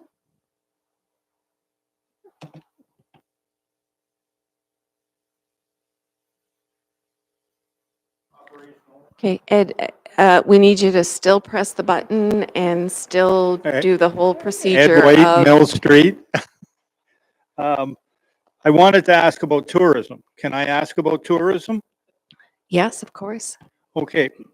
Um, It was said that, you know, money's going into tourism. I don't know how to do this without being operational or whatever you want to call it, but I see all kinds of tourists on Saturday outside my shop. I don't see any of them carrying any bags. Okay, they're all walking around, they're having a nice look around town and all that kind of stuff. You're asking for money from everybody, from taxpayers and everything else for tourism. It's really nice that they're coming and they're looking at the buildings and all that kind of stuff. But economically, how does that pan out? Other than for restaurants and hotels, if nobody's walking around with a bag, they haven't bought nothing in town. So the question is, how are our How current are your tourism dollars being spent to get the people that are actually going to buy something? Okay, and thank you for that question. And I see Councillor Todd waving in my side view mirror. So, okay, sorry, I saw that hand. Councillor Adam, and then Councillor Todd. Hey, Ed. Thanks for the question. Appreciate it. And as a business owner and yourself as a business owner, I think that a lot of that also comes down to the businesses themselves. So the tourism is here, and a lot of the businesses have to then work on what is there in front of them to actually sell the products that the individuals would like to purchase. As a business owner, I take that upon myself. I realize that X amount of people are in front of my store. That's great. That's what I want to see. And now it's on me to do my job to actually sell them products that they would like to get. So if they're not walking around with certain bags, maybe they have different bags. Maybe they're in the car already. But I don't know if that is necessarily the economic development's job to get them to purchase specific items. It's more to get them into town, and then it's on the business owners to then sell the products. Hey, thank you, Councillor.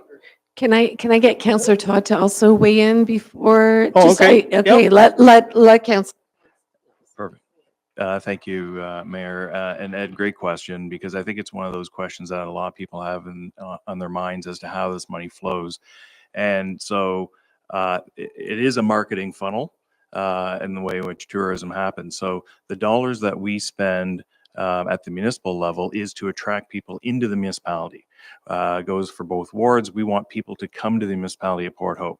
And then we rely on the Chamber and the HBIA to bring them into regions. So the HBIA, which you're very familiar with, their job is to get those folks to come even regionally into the Heritage Business District.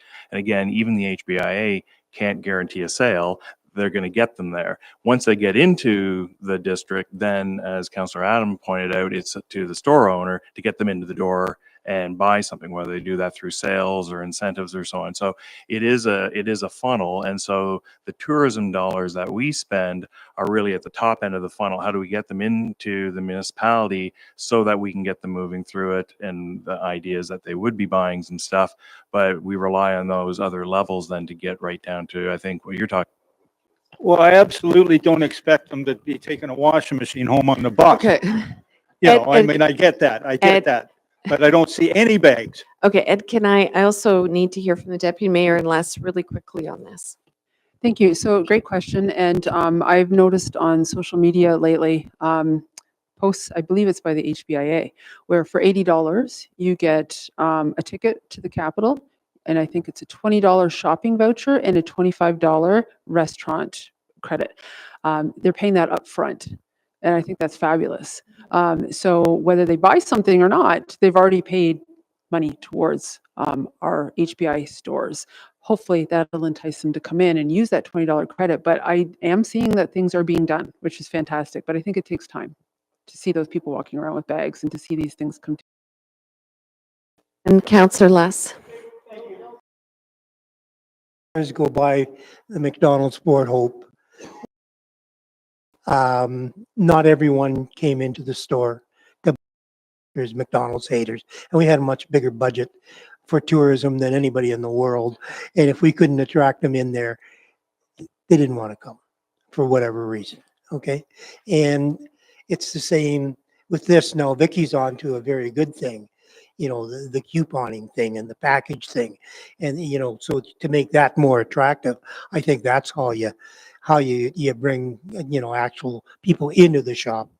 And you got to get them the incentive.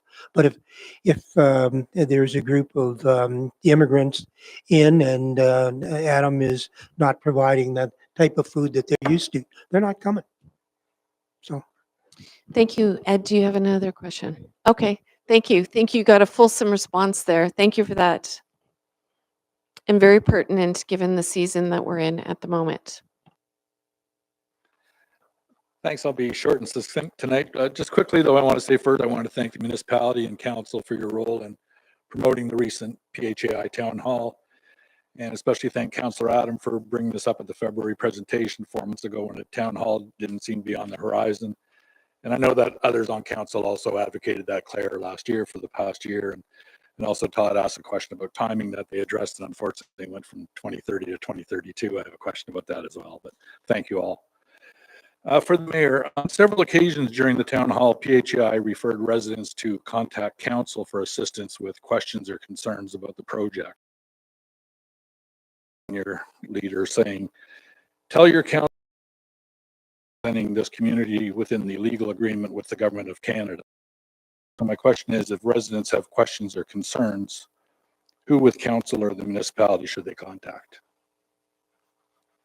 Well, Cameron, you know that you have contacted all members of council on around the PHAI, and you have contacted me personally around questions around the PHAI and the project and your particular property. And I can assure you that all of your concerns and all of your questions come up at every single one of the meetings that I have with on this project with the appropriate staff. And so it is front and center. All the things that you have brought to this council, they have made their way directly into the conversations that we've had with the staff and with some of the decisions that have been made moving forward. You know, I've talked to you over the past 18 months, and I started just individually, and I've worked up, and I've been beyond myself, and I've got very angry in the end of this, as you know. And I don't want to get into this too much right now, but I've brought questions to you. I haven't heard from you personally since October. I've only heard from you once. I've heard no feedback from that you bring it up within. I've heard no feedback about that. So I don't know what's happened or what hasn't happened. I don't wanna get into that too would be much. happy to share the email where I actually assured you of that. And I'm letting you know this evening that that is in fact been consistently the approach with all of your queries and questions around the project. So I'll just say that I'll be glad to have an email conversation with you and even a personal one if you wish. Would that be granted? Absolutely. Okay, thank you very much. Madam Mayor, I've asked many times in the past 18 months why there's no community advisory committee, CAC, set up by the municipality to provide public input on the project planning and implementation. I've also asked why a previous citizens liaison group was disbanded in 2018, just when the remediation of private properties was about to begin, and I've received no answers. I was surprised to learn during the town hall that the previous citizens liaison group disbanded in 2018 was put together on behalf by PHAI, not by the municipality. It appears that, unless I'm mistaken, contrary to the legal agreement, the municipality has never arranged for a community or had council take on that role for the benefit of residents. In addition, in discussions with the previous CAO and yourself 18 months ago, there was a commitment to implement this community advisory committee, and this has not to date occurred.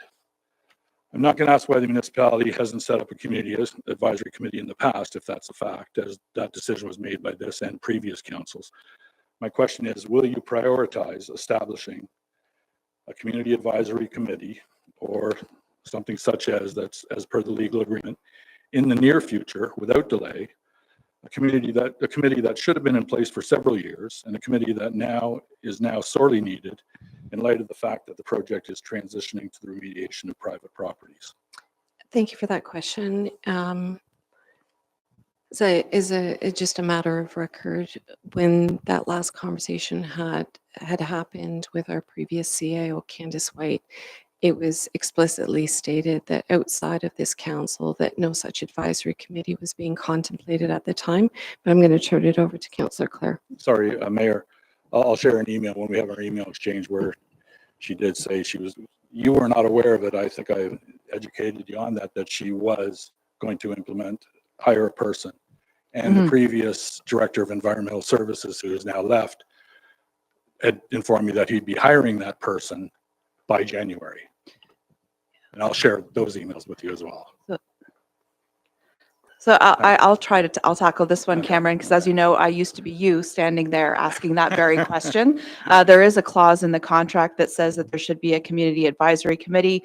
It establishes the role of that committee. There is also very specifically a clause in the contract that says, in the absence of such a committee, those responsibilities are to be fulfilled by the municipality. Right. So for me, when I was an advocate before I had a seat at this table, I was saying, it's got to be one or the other. And given that there's no advisory committee, the municipality needs to be fulfilling those pieces of work. I think my understanding of the efforts by our previous CAO was that she was looking into that. And I think that we've made progress, because what was determined was the municipality would fulfill those functions, not that the municipality was going to establish a committee. And the reasoning for that, I think, is very valid, in that these discussions and the advocacy that needs to be done is highly technical. It's constant. It's dealing with other levels of government. And so what we really need is the municipality and municipal staff to be fulfilling those functions. That's the system that was set up. Unfortunately, we've lost the director, as you know, and will be rehired. And I believe as part of that, there's still the intent for that community liaison position to be created per CAO White's work when she was with us. And I get very frustrated by this, as you know, and you've seen and you see. And I don't want this to be an argument. I think that, residents, we're going into 1,000 homes are going into this process, and we're all dealing with it individually. And as you saw last week at the town hall, there's lots of questions people have, and they're concerned that they're not getting answers. And so, in a citizen advisory committee, whether it be the council or whether it be a person, seems like a totally appropriate thing to have to serve the many residents that are in this position now. Thank you, Cameron. And I don't think it should be, and I can only say, we'll have this email discussion. You all know, and I've told you before, that I've asked so many questions, you stop talking to me. A community advisory committee should not be not answering questions that a citizen has. Thank you, duly noted, and we will ensure that there's some feedback loop on that email. And my last question, I look forward to our conversation there. At the past February quarterly presentation, the PHI GM said that he was working closely with the municipality to see how much construction the community could tolerate, saying that PHI has 2 highly effective contract partners, and they'll look at adding a 3rd contract partner if needed. The PHI reiterated during the town hall last week that the consideration of the impact on the community due to increased construction is preventing increasing the number of properties being remediated each year, or may prevent them from increasing the number of contractors to increase the remediated properties. And apparently an increase in properties being remediated each year could be accomplished if it was decided that the community could tolerate it. So my question is, and this goes to Todd asking about the timing, and the timing went from 2030 to 32. My question is, has the municipality offered an opinion as to whether the community would tolerate increasing the amount of properties remediated in a given year? And I would add that with the end of remediation of the large site municipal properties, such as Harborfront, by the end of next year, opportunity to increase private property remediations without a significant negative impact on residents seems reasonable to consider. Will the municipality make known to residents your thoughts on the potential to increase the amount of properties remediated in a given year? Thank you for that question. No, we haven't contemplated this at the table, but we will get you an answer. Yeah, and to Todd's question, in February, they said at that time that they could increase, they have 2 contractors, they could increase to 3 if the community could tolerate it. So it doesn't seem to be, from what I've heard, a problem with adding contractors. And just quickly, I'll say, like, Cam, I do want to say something about this. Yeah.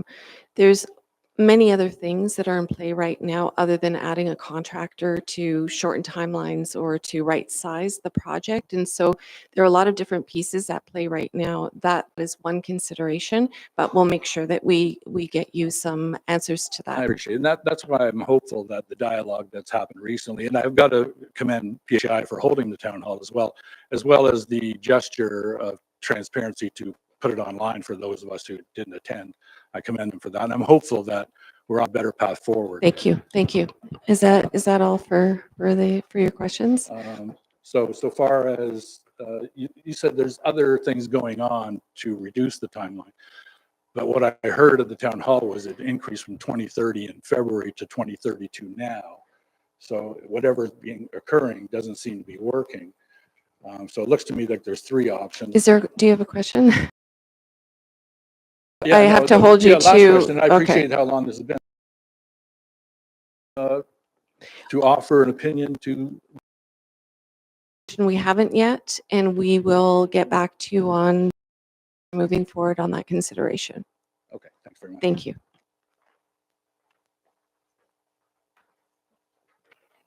And we do have one more question. Yeah.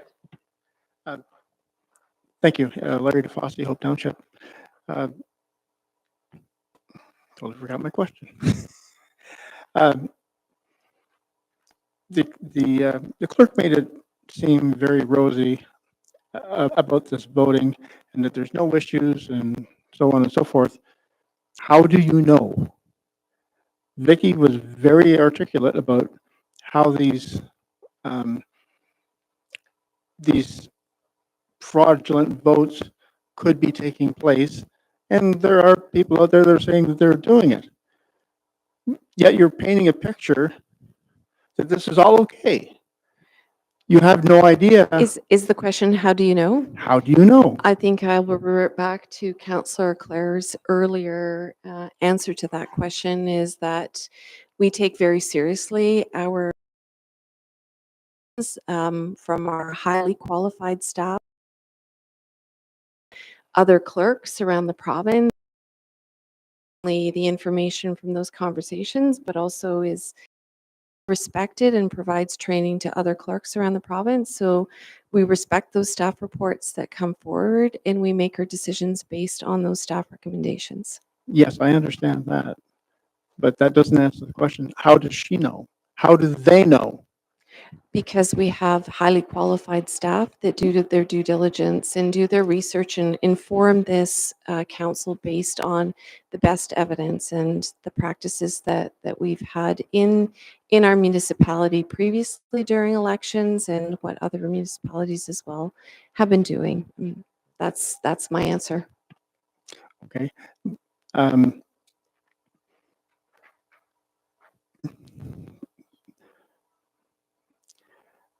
Fair enough, but you've still left it wide open. Like you pounced this onto the public. We didn't get an opportunity to express our ability to our consent to being switched over to this. So how do you? I have to correct you on that, sir. We're not switching over to anything. We've had this mode of voting for the last number of elections, as you've Right. heard, including our last by-election. Correct. So we are not changing course here. No, but when you switched over, you simply went along with this. We didn't get a choice in it. Here it is. This is why you're voting. You don't get a choice in the matter. Have a nice day. As has been noted at this table, this mode of voting has been used in previous elections here in the municipality prior to this council being in place. But I do appreciate you coming forward with your concerns. They are absolutely duly noted around this council table. Thank you. You've hurt your credibility a great deal doing this tonight, unfortunately. Thank you. Any other questions from the public this evening? Okay, Seeing none, we are now moving on to our confirmatory bylaw. It is now time for the confirmatory bylaw. This bylaw confirms the proceedings that took place this evening and provides a formal adoption through bylaw. Can I get a mover and seconder for this? Moved by Councillor Darrell, seconded by Councillor Adam. All in favor? Thank you. This concludes our business to be covered on today's agenda. We appreciate everybody who's been in attendance to the very end. We have reached the end, and I'm adjourning at 10:21 p.m.